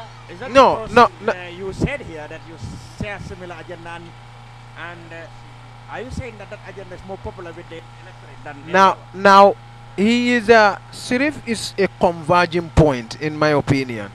By that I mean, he has not been in the Gambian media landscape for some time. And since he came, he doesn't seem to belong to camps. You understand? Now he comes with that common agenda, and so did I. So that is the converging point. And I am not, unfortunately, as fortunate because I happen to be an underdog. But Sheriff is not. In my opinion, I think he's a front runner. If there are already entrenched camps within the union before Sheriff, then where does Sheriff support come from? Now, Sheriff support comes from all camps. Sheriff gets little from the right, little from the left, little from behind, and little from front. That's the strength he has. And that is why I think it's very likely that he's going to win. Guys. Mr. Kante, for example, comes from within. He said he was second vice president or so in the whole executive. Outgoing executive. If the outgoing executive ever popular with the mass of the electors, why would it not be seen? It's very different. I think the political constituency of Kante and the constituency of Emil are two different things. And I can tell you, even the administration in general, in my opinion, kind of sees more leadership in Junior than in the rest. In my opinion. Or was incapable of anointing a successor from. He admitted that he had to go out for names outside the executive, including. That tells you he does not have a successor within, and Kante is within. Was that deliberate? That is self-explanatory. Or he didn't find capacity within? I think from his own explanations and from my previous interactions, I think he felt that he does not have someone with capacity within. And if he said so, he's the one who has worked with them. I would not disagree. Guys, we've been talking about the presidency. It's very important we also talk about a vice presidency, because should in case the president is not there, the vice president would be the one to take over the mantle of leadership. So now we know who Mustafa Dabo is. What do you know about Ami Sane? Plus another female candidate. Of course, we have 3 female candidates, which is Ami Sane, Halimatu Sise, and Maria Tungom. And before we move to that, I must say, before we move to that, one of the persons that had wanted to vie for the position of presidency was Madam Fatou Jawo Mane. And, well, I was made to understand that she isn't qualified because she's not a member of the Gambia Press Union. And that is why it's not like she's not certificate qualified or experience qualified. But for you to vie for the position of presidency, you need to be a member of the Gambia Press Union. And that was what kept her at bay from this. And I must say that I'm very impressed that we have a couple of women, 3 women, coming for the position of vice presidency. What do you make of this, them wanting to be vice presidents? Well, I think it's not new for women to aspire for top positions in the union. I mean, we have had a woman president in data parts also. She's very much alive and is in the hall at the moment. What I, however, find interesting is that a lot of them now have come up for the position of the vice president and not the president. There was one, of course, like you said, who was disqualified because of not being a member, a recognized member for the GPU over the period in question. You know, you have to know that Fatou had been key pillar of Gambian journalism from the 90s. But the period been the period under review, from this, she probably might not have been active here. That's what disqualified her. But she had a tremendous history as a journalist and a journalist for that matter. She was a member of the GPU United States branch who worked very hard. And you have to acknowledge that the diaspora GPU chapters in UK and US fought gallantly for the welfare of the people back here. So she might have not been qualified technically, constitutionally. That's unfortunate. But she would have made a good president. Okay, now you made mention of something that really caught my attention. That is, she was part of the Gambia Press Union in diaspora. And having been that, don't you think that this Gambia Press Union should have been a bit considerate, knowing how much she had fought, and she was a member, or she's still a member, of the Gambia Press Union that is in diaspora? Well, those ones were created there by, like you said, through activism and working for the welfare of them. Because you have to understand that under the past regime, it is the journalists who have suffered most than any other professional body in this country. Journalists suffered even more than politicians, who are supposed to be at the forefront of the fight against repression. Now, those chapters were established in solidarity with the main union, the Gambian Press Union. But I don't think there was any constitutional provision to recognize them as bona fide chapters of the GPU, even though they have worked tremendously hard for the welfare of journalists in this country. Now, that probably may be the case. There's no provision constitutionally which recognizes them as bona fide de facto members of the union. That could have been the problem. But you know, if probably she had been I think we are confused here. Had this ambition to run. Before you open probably you would have expected her to you find have out to tell us what all how the you are going criteria to would conduct have, this election. been there, The guidelines, so that she can the renew rules, if it is her how loyalties people or are her nominated, royalties or whatever, and how then it she could goes. have But been you just updated open with the new nomination like regulations that. that can qualify him. I have to contest or to be able to vote. So that's unfortunate. But she would have been a very good president. Like we'll be suggesting to the Gambia Press Union to like look into it. It's rather unfortunate that yesterday when the review of the Constitution was being made, that wasn't actually brought up, because I feel it's important that such provisions have been made in the Constitution. Well, I think when the new election, and of course giving her case, Can we have the nominee for the president? There will be issues like that as to what do we do with the chapters that are in the UK, particularly in the US. But then, of course, you have to realize that those things were formed, like I said, in solidarity with the main union here at a time when the main union was definitely under real pressure and being oppressed. You know, 9 of the members have been put into prison. You of course. In 2009. So those things, those chapters were created by people like Fatou Mane, Aliou Badara Sise, Aliou Badara Show, Abdul Karim Musani, and Pasamba Jau, and so many others, who were active journalists here or activists, people who have solidarity with journalism. They created those things, and they did very well for the main union here. So it wouldn't be surprised if somebody come up with the idea that, like you said, well, why didn't we now recognize those chapters? I think it's important. Even though some will argue that, well, there may be no need now because we have now got our freedom. But then they did very well in the past. So now I'm very interested in Saini MK Marena.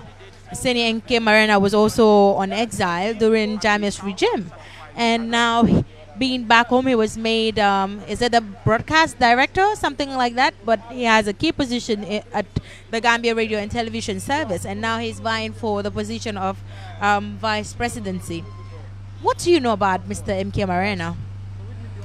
Well, yes, I know he has been very dynamic, vibrant, and very, very, very, very, you would say, some people say overzealous in what he does. He has a lot of enthusiasm for journalism and has a crave really to excel in it. And he has the enthusiasm. And he's a charismatic figure, whether you like it or not.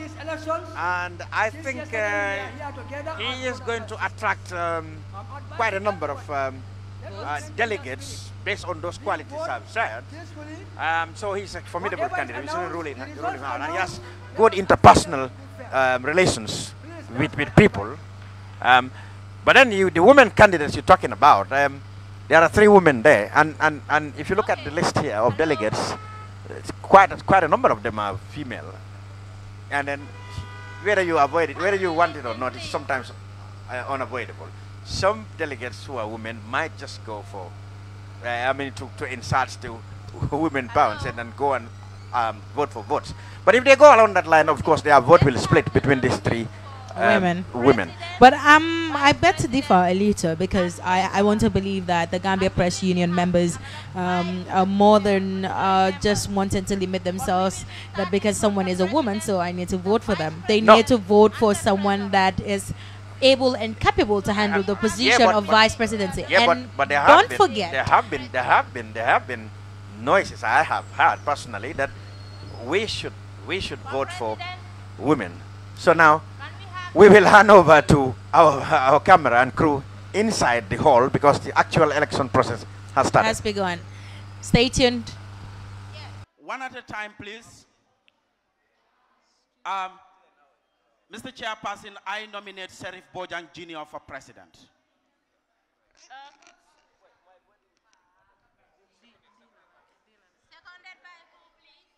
Hello?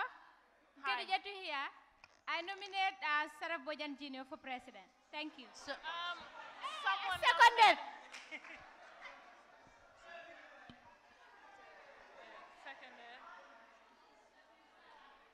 Ladies and gentlemen, Sheriff Bojang Jr. has been nominated by and seconded by the nice lady over there. So can we have someone else being nominated today?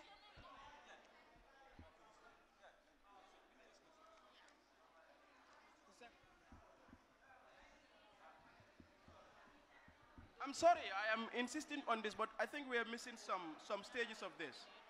At what point should Sheriff accept that he accepts the nomination before we move on to the next? Because Sheriff should accept before we move on to the next. Mr. Sheriff Bojang, could you please come forward? No, don't worry, don't worry. Let's just...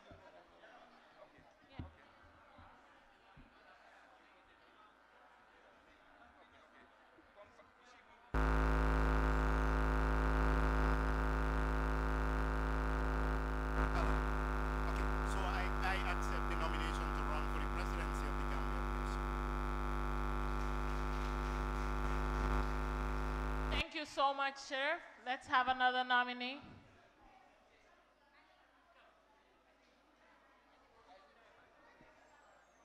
Okay, I, Chairman Bob of the Point newspaper, hereby nominate Modu Kante for the position of president for the GPU.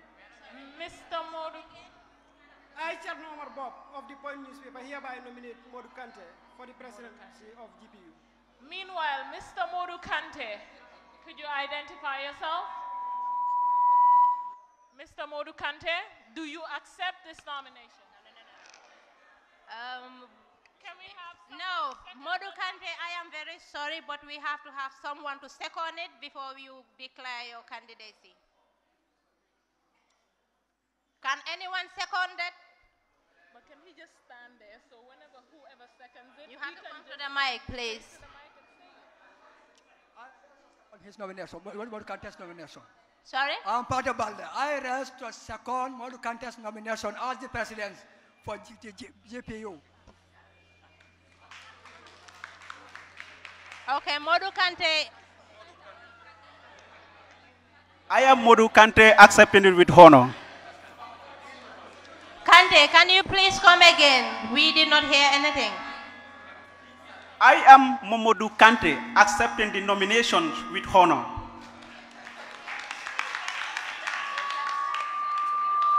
Okay, is there anyone again? Modu Kante has sorry, the mic is not. Modu Kante has declared his candidacy. Now we have Junior and Modu Kante. Is there anyone?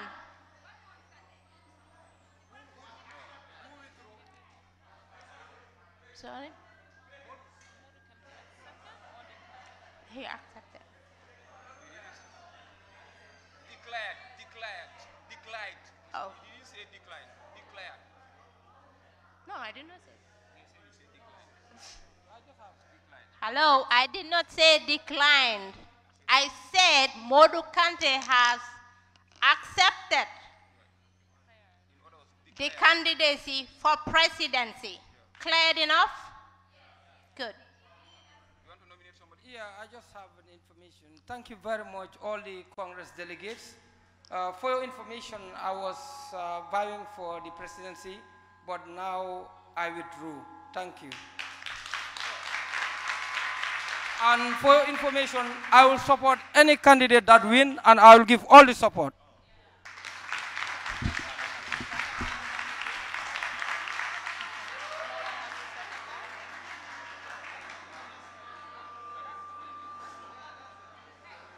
Okay, is there any candidate for presidency? Okay, can we move to first vice president?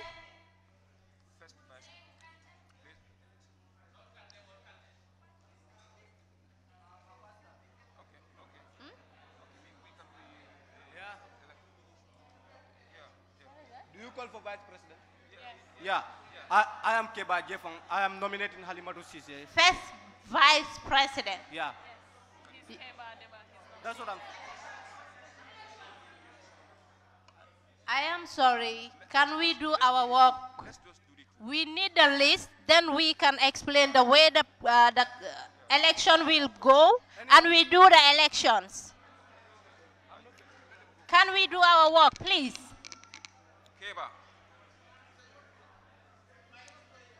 Keba. Yeah, the mic is breaking.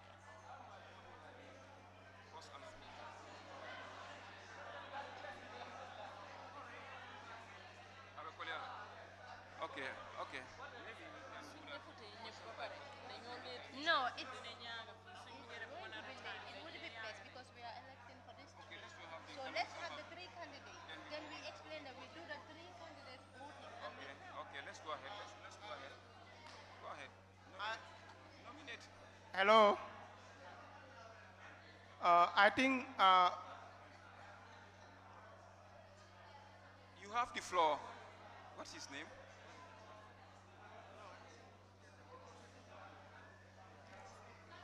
Are you done? I think the process is not going well. I don't know what is the problem with the presider. No, there's a lot of problem because people are not orderly. It's a learning process. No, like what Sekou and Mohamed Bah has suggested earlier on, we need to know your TOR and other stuff. But everything is mixed up, to be honest. Ida, I'm sorry. I think we have already cleared that. Yeah, we've passed that stage. It's the about delegates- voting now. Ida, let Can me we go. just please Ida- vote? That is the best practice. This is Ida- how it happens. Ida, let After me- nomination, we vote. After voting the presidency, then we come back again and nominate the vice president. No, Ida, and then Ida, we proceed. Ida, I'm sorry, but we agreed here that we are going to nominate all the candidates. No. Then we can go on with the rules and regulation. Then we go to election. I think if you said you trusted us to be here, you should allow us to do the process, please. Due to time constraint. Too many ideas, all very good, but we just have to go by One. Yeah, I am Let's just Keba nominate Jefang. somebody for the position of vice president, first vice president. So I am Keba Jefang, nominating Halimatu Sise. Keba Jefang, nominating Halimatu Sise, vice president of QPU.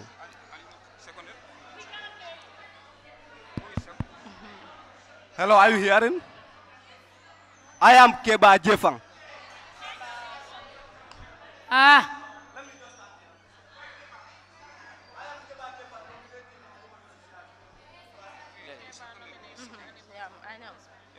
Who is seconding Keba? Who is seconding Keba? Yeah, I am Bakar Sise. I hereby seconded Halima Sise nomination.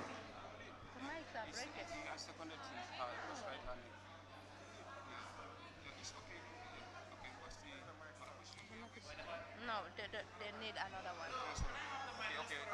No. One, two. One, two. We need One, like two. two people. Just a quick thing. This is a media thing, and for your information, we have a lot of media houses here who are streaming this program live.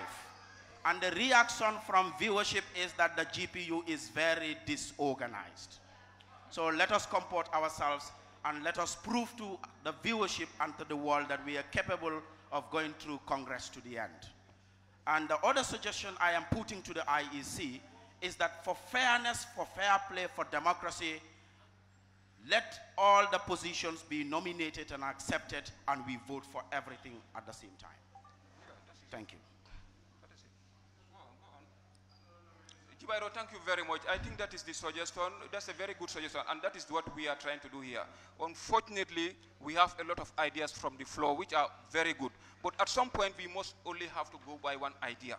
All the ideas coming from the floor are excellent, but at some point, we just have to go with one idea. And please, we will request you to allow us help conduct this election smoothly. We are on the process of nominating the first vice president, and already someone has been nominated. The floor is still open for further nomination.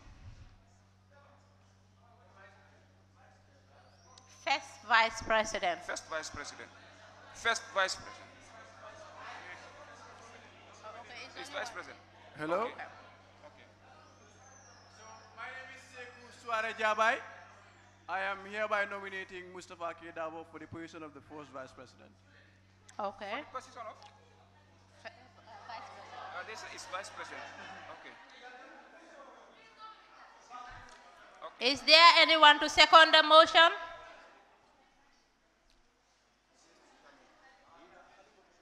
My name is Mafuji Sise. I am nominating Mustafa Dabo. I second that. Yes.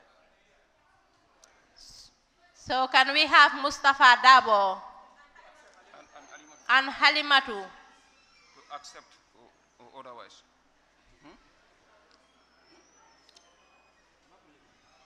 I am Halimatu Sise, and it's a pleasure for me to run for this position. Thank you. Thank you very much, Halimatu. Mustafa Kedaboy. I accepted the nomination for the vice president. Okay, thank you. So for the vice president, we have Halimatu Sise and Oh, okay. Okay.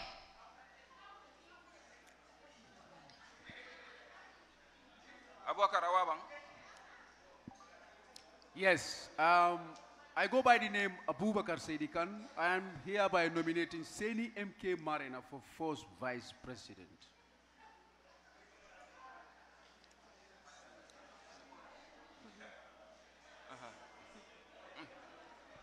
My name is Omar Wale, and hereby second the nomination of Seni MK Marina. Okay, can we have Seni NK Marina? You have to accept or you say accept or reject. Seni Marina, I accepted my nomination in good faith. Thank you. Thank you very much, Seni. Is there any nominee? My name is Fatma Takoma. I nominate Amisane as Vice President. Okay, is there anyone to second the motion? Yeah, I'm seconding it. Your name, please? Alphaba. Can I have Amisane?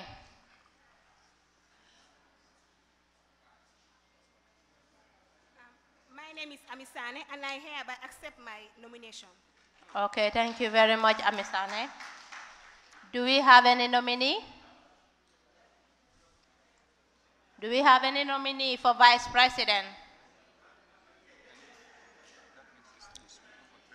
Okay, that means we have Alimatu Sise, Mustafa Keidabo, Seni Marena, and Amis Sane for Vice Presidency. Okay, now we move into Treasurer. Yes, Jibairu.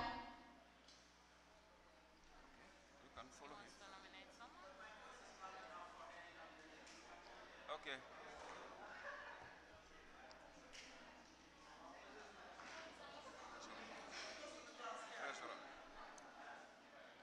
Is there a provision to nominate oneself? No.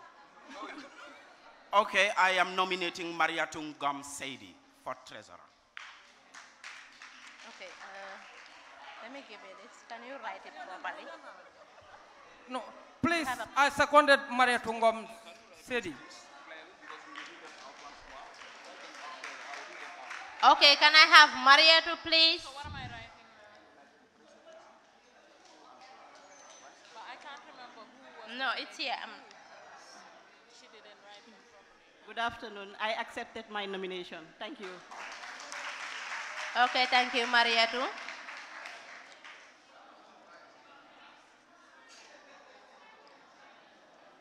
Is there any nominee for treasurer?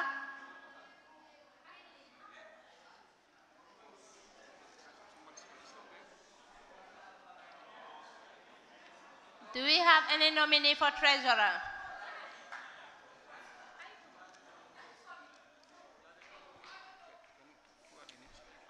Okay.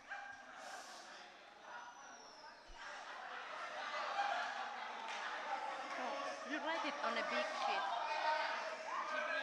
Jibairu. Jibairu, it's you. Who seconded it?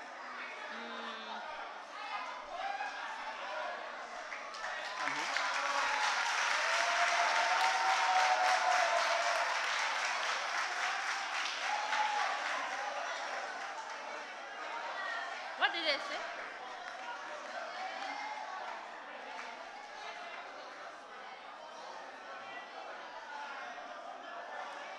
What did I say?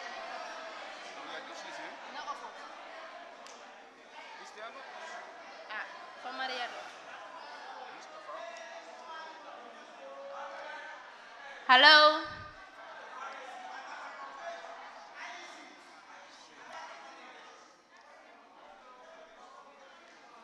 Hello, can I know what is going on?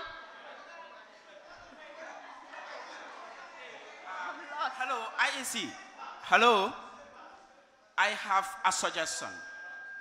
Now you have got candidates for president and vice president and treasurer.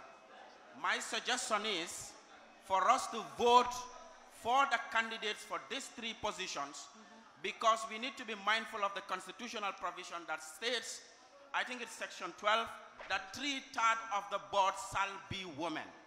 So that it will enable you, IEC, to be able to guide yourselves in fulfilling that constitutional provision for the remaining 5 executives. Okay. That is my suggestion. So Mariatu has no oppose? That's good.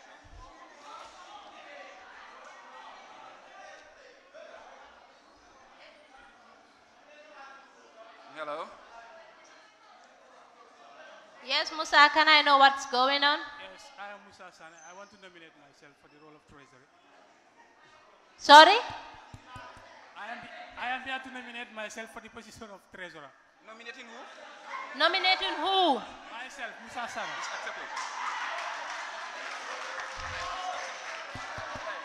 Okay, thank you, Musa.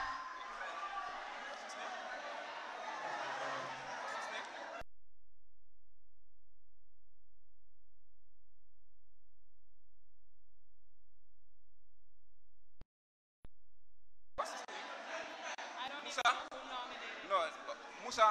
Seku. No, it's acceptable. I am. Good afternoon. I am made to understand that under GPU regulations that is acceptable. So his candidacy is accepted. It's acceptable. What's his? Musa Sanyang's candidacy is accepted. According to the regulations of GPU, you can nominate yourself. Therefore, Musa's candidacy is accepted. We have now come to the end of the process of nominating candidates for the various positions that are available. Those nominated for the position of president, we have Srif Bojang Jr., Modu Kante. For vice president, we have Alimatu Sise, Mustafa K. Dawo, Seni M.K. Marena, Amisane. For the position of treasurer, we have Mariatu Ngom and Mustafa Sanyang. Musa Sanyang. Sane. Very well. So, Musa Sane. These are your candidates for the various positions. Very soon you will exercise your right of choosing who you want to be in these various positions. Thank you. Yeah. Okay, now we come to the voting process. As you can see, you have different colors on the table. Each color will be used for one voting. Are you getting me clear? Each color will be used for one voting. You have 8 different colors, and we have 8 positions to vote for. Okay. As you can see, this is the box, the ballot box for the voting. It's open. Can you see it clearly? Can you see it? Can you? Nothing is there, right? We will seal it in front of you. Sorry? Confirm. Thank you. Can we have the tape?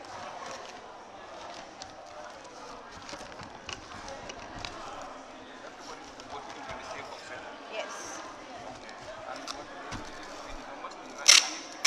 Yes.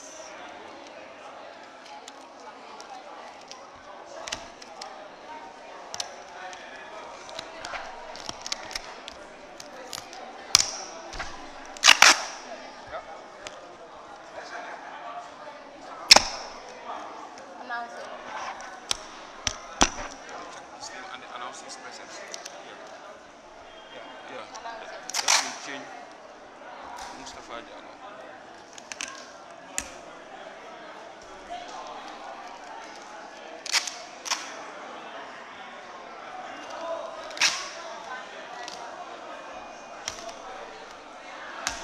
Announce that Mustafa Jalo has been supplied.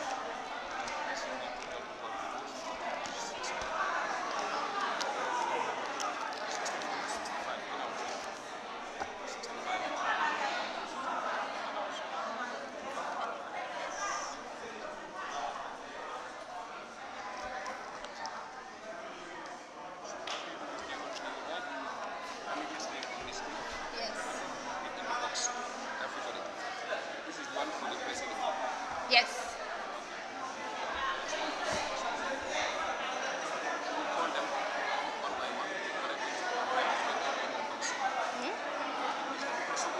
Hello. Mustafa Jalo just came, so he's now increased the number of voters. Now it's 65 instead of 64. Hello, can we So you listen, take note of please? that.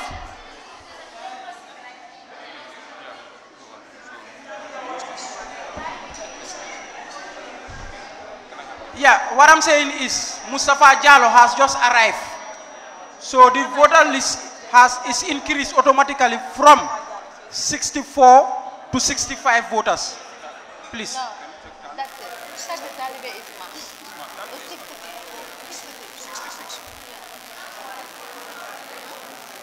cross-check, please. Okay, just confirm it. Yes. Explain the procedure while we confirm it. Yeah. They'll be called to come here. Yeah. Yeah, that's it. Just nobody will know whose name you have to do. Hello. We will be using the red color. Hello. We will be using the red color for presidency. Take note. The red is for presidency. Okay, we will be calling one by one, and you come and take a card and write write whoever you choose to be your president, and just drop it in the box. The box will be right at the back. Oh, it can be here. We are about to start the procedure of voting. We are about to start the procedure of voting as explained by my colleague here. We will call each voter to come, and the voter will be given a card. For example, The reason I was ruling please, can I have your attention? It's very important that we listen, because this is the final part and the most important one. Understood? Yeah. Okay, this one, this color is for Vice President. Yeah. And this color is for? Treasurer will not be voted for again. No, it's for. Yes. Okay.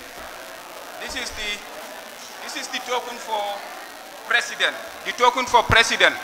For example, if I call Alimatu to come and vote for president, she will be given this. And then for vice president, she will be given this. And for treasurer, she will be given this. Now she will fill in the name of the person she thinks can represent on the various positions. And then she will just drop them here, and we will mark here as Alimatu has voted, and you cannot vote anymore. After that, we will count. The box will just be placed here, so you hold it and write. We only request that you write the names clearly. So that is it. Can I have another paper? Yes. No, let's just vote. Do that, let me help you for now. No, you're this one. We are starting with president, of course. Yeah, one by one. After you vote for the president, once you vote, once you have finished, yeah, it's easier. Yeah. Yeah, so maybe. So then if you... it's red color. The president is red color. Giving them the cards, can we just call their name? Because right now you can't give them. No, we are calling them. Okay, so you call them, they pick up. No, okay. So you'll be calling, and we can start with voting straight away. Pink. This one is blue, pink, something. Any? Yeah. Pink, blue, and the other, the president is orange. Okay, we are now starting the votes. Can I have Mustafa Kedabo to come and vote, please? Pink. Yeah, write it down. Orange. This is orange. You don't know the colors. This is orange. Write it down. This is orange. Pitch. Okay. This is for president. This is for vice president. And this is for treasurer.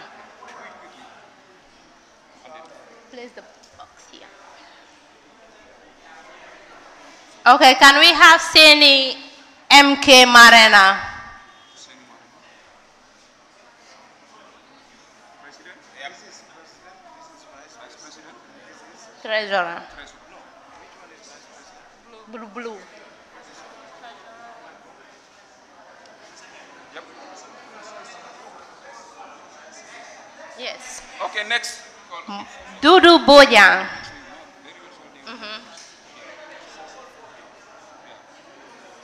And Modu Kante. This one is president, vice president, and treasurer.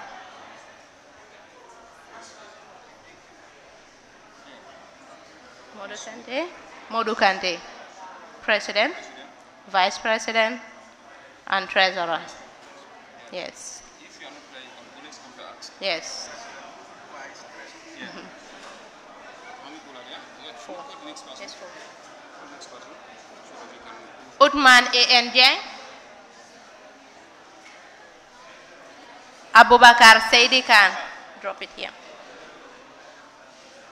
and Hadija Jawara. Your name is? Mustafa Kedam. Yes. Mustafa Kedabo.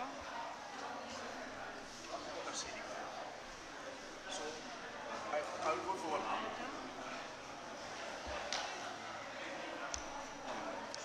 Momodou Ba.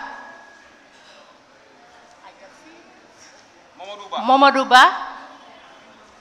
Where is he? Mamadou Ba.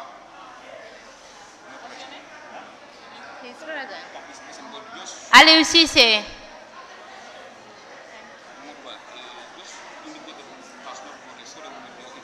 Momodou Ba has not voted. Can you please help me call him?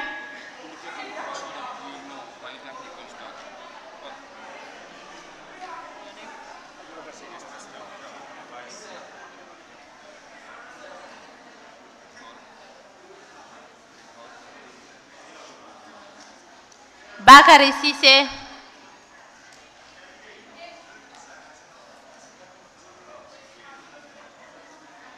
Alimatou Cissé.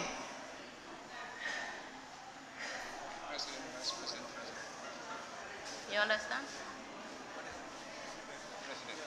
Vice President. And President. Alimatou, President, Vice President, and Treasurer. Mariatou Ngom. Mariatou. Ndeye Tafa Sosé.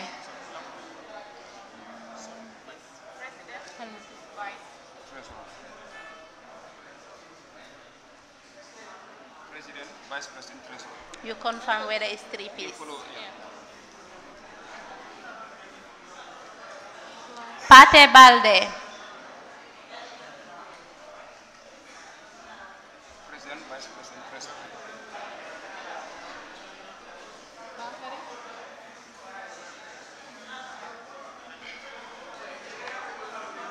Sang Mendy. Let me see. Confirm whether it's 3. No, let them put it there.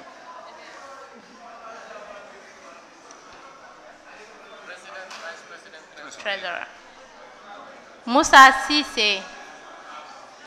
Musa Cissé.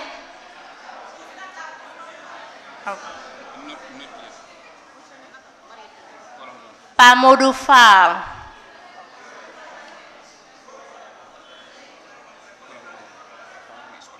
Youssoufa Bojang. President, Vice President, Treasurer. You know which one is the president? The red one. President, Vice President, and Treasurer. Red No, one. just go ahead and write it down. President, Vice President, Treasurer. President, Vice President. Claire.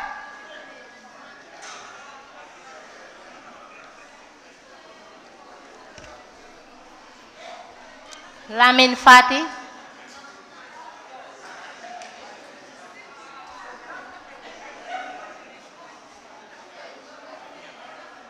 Alaji Kante. Manka. Oh, not yet. Lamin Baba Njai. Lamin Baba Njai. Sorry, hello. Hello. Your name again? We have 2 Lamin Fatis then. Yes.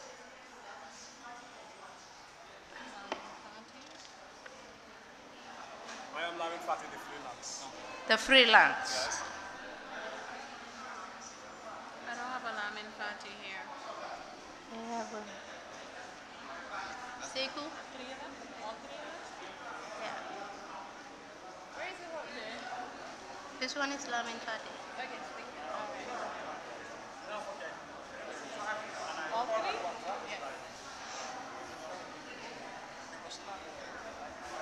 Yeah, it's the other one. This is for vote. Yes. No, I have 1 Lamin Fati. One is here. Let me check.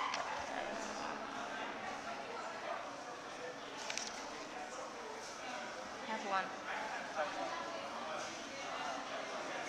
Are they both freelance?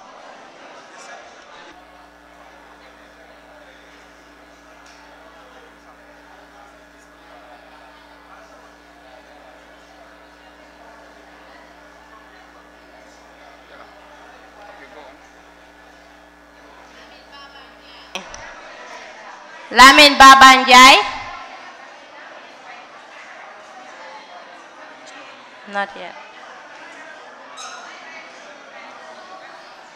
Babukar C.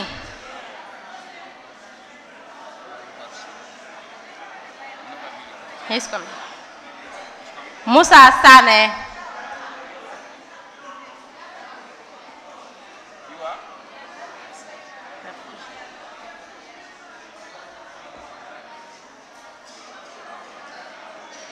Musa Sane. Adama Makasuba.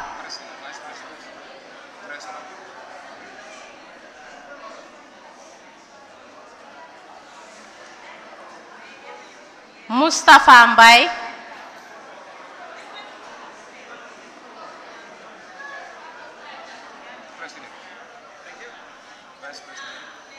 Fatou Touré, Kerr Fatou.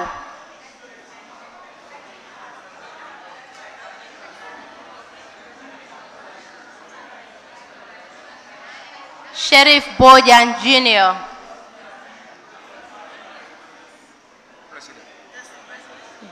Vice President.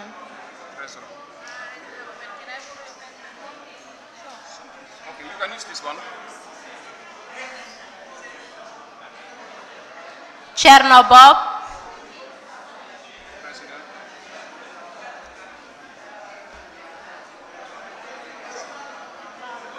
Becca Njai.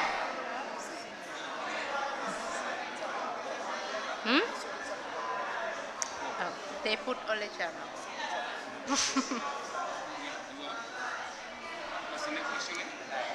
Becca Njai, Becca, yes. Njai Balde.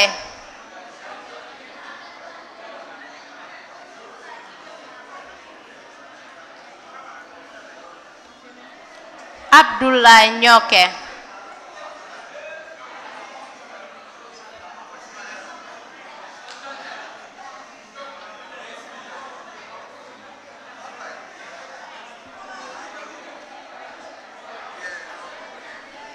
Kadi Jao.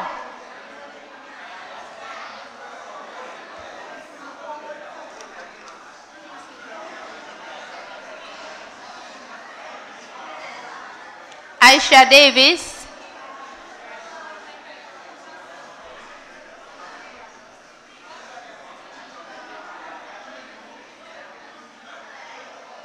Lamin K. Sanya.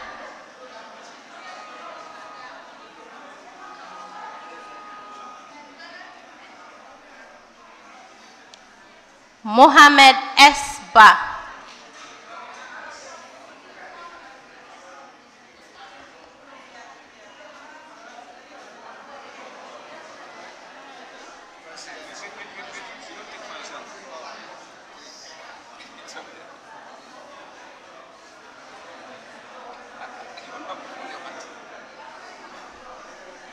Alpha Ba.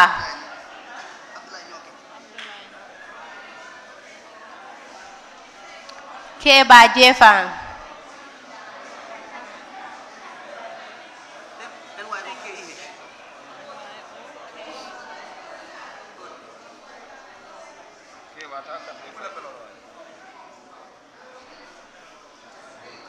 Amisane.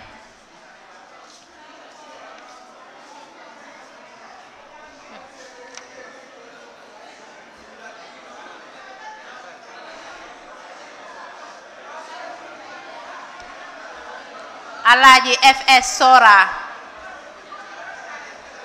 Alaji FS Sora.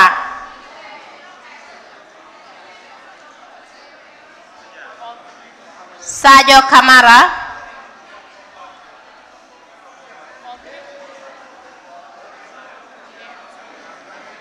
Modu Dem.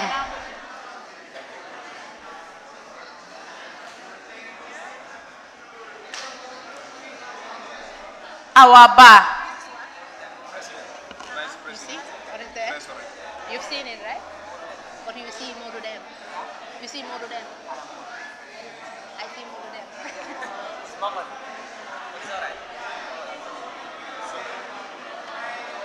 Mamadi Singate. Madiba Singate. Madiba Singate.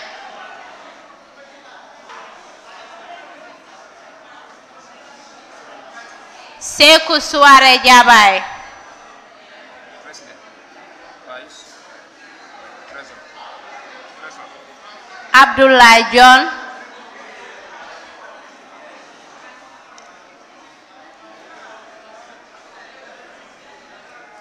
Omar Wali.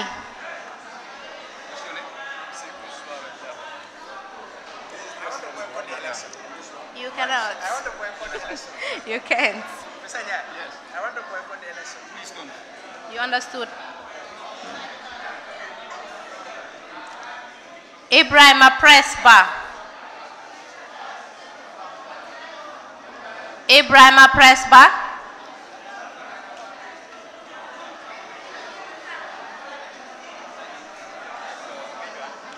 Mamadou Idrissa Ndiaye.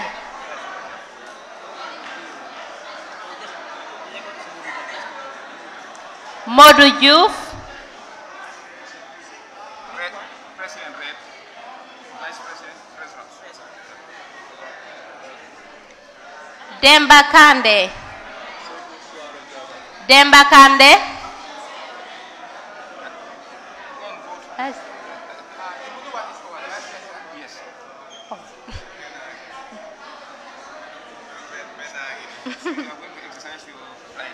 Sana Kamara.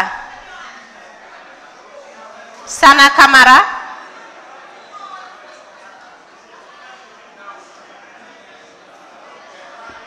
Fatou Sow. Sana. You didn't have your look yet. We have to start from here before you proceed. What do you have got for Yes. Asafiana.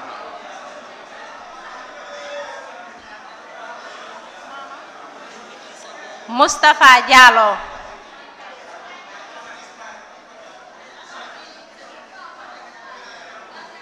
Emile Touré.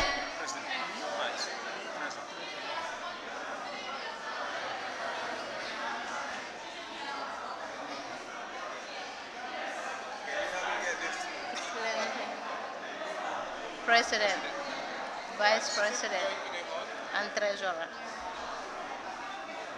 Lamin Jahate.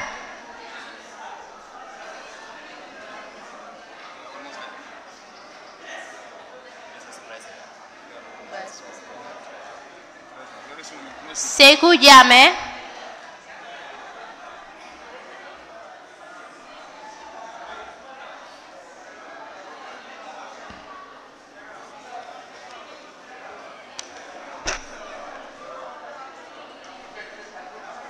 Aidaba.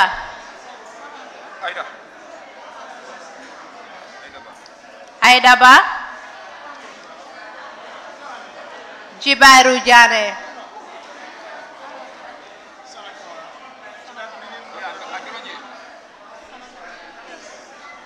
Thank you.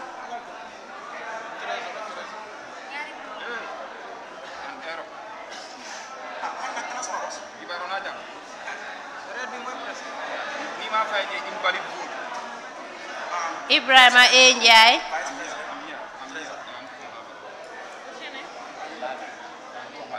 Yep.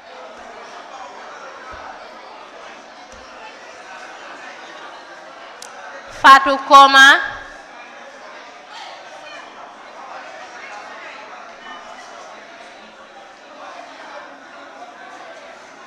Mama Fall.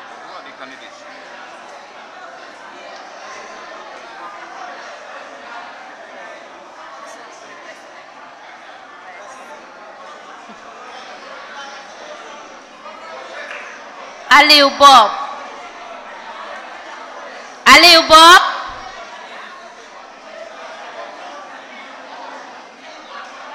Lamine Cham.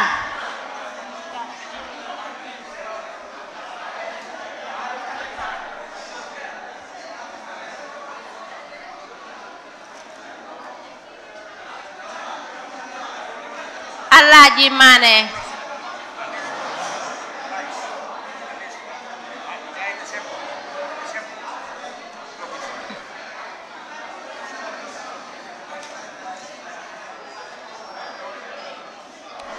Talibe Haidara.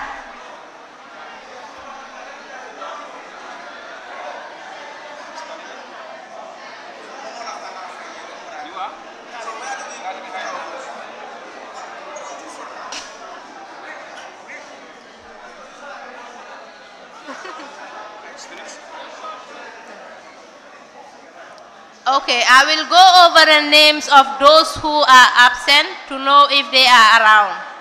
Hatap Fadaira. Okay, let me have this.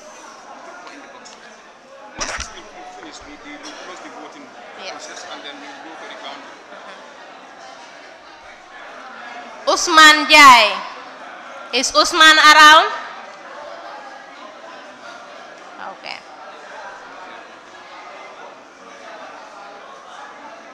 Seku Nyasi. Seku Nyasi.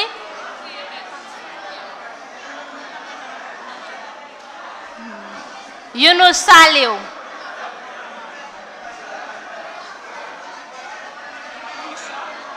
Yunus Saliu, yes.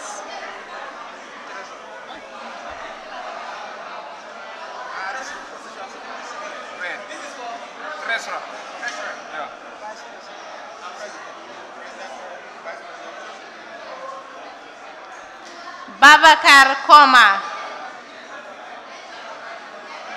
Bubakar Koma? None. Okay. Seinabu Kujabi.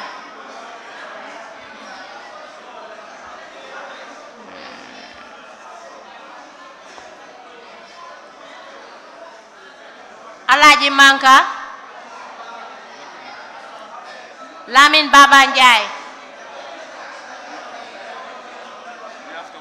He went out. Okay. Let me have it.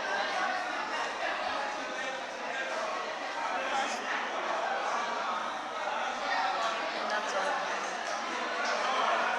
We are done, yeah? Meanwhile, can I have your attention, please? We have. Is there anyone who did not hear their name?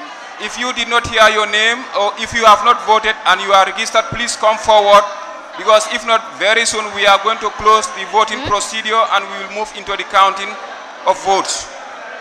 We will also want to use this opportunity to request candidates to identify individuals to represent them at the counting desk.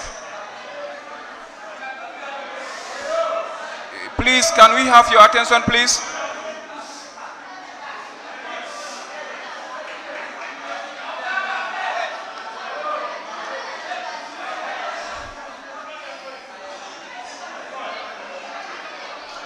We have come to the end of the voting procedure.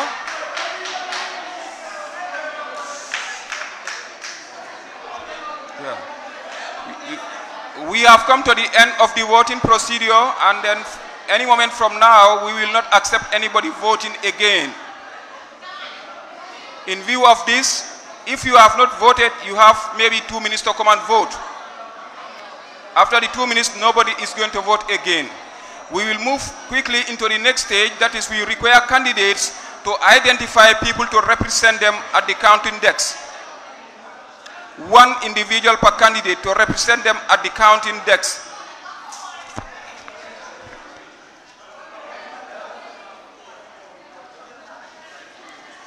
Okay. Yes.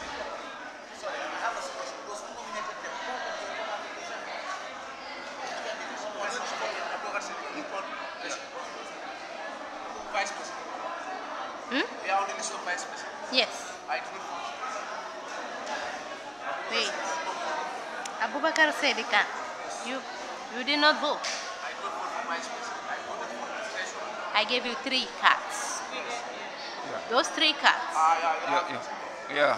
Yes, you have President, Vice President. Voting has closed now. Voting has closed. So if you did not vote, you need not come here, because you will not be issued a token to vote. We want to start the counting. Please, the presidential candidates, can you send in representatives so that the counting can be done quickly?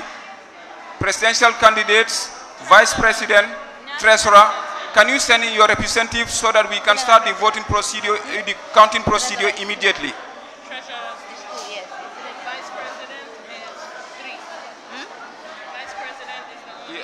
I'm also informed that lunch is served. Those of you who are not going to be involved in the counting can go and have your lunch whilst we do the counting. But the candidates' representative should remain here so that we do counting. The rest of mankind can go and have lunch. The representative of candidates can stay. The representatives of candidates can stay for the counting. We want...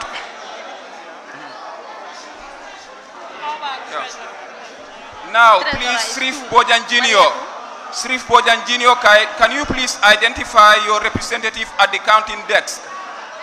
Srif Bojan Jr., can you identify your representative at the counting desk? Musa Kante, Modu Kante, can you please identify your representative at the counting desk? Okay. Yeah, we are about to do the counting. We want a representative for each candidate. Yeah, who are you representing? You are representing who? Okay, can you come to Mustafa? Okay, can you come to the back, please? Okay, and then yeah, okay. Marietungom, okay. We have okay, since it's a registered voter, yeah, yeah, vice president, treasurer. Mark his name on the list. You don't need to go far. Yes. Amis Sane, please, can you send in your representative? Amis Sane, can you send in your representative so that we can start the counting? Amis Sane. Okay, so let's just do the counting now. Amisane's represent. Nobody. Okay. Yeah, come up. So, you are representing Alimatu. Alimatu's representative, right? So, yeah. Jibairo.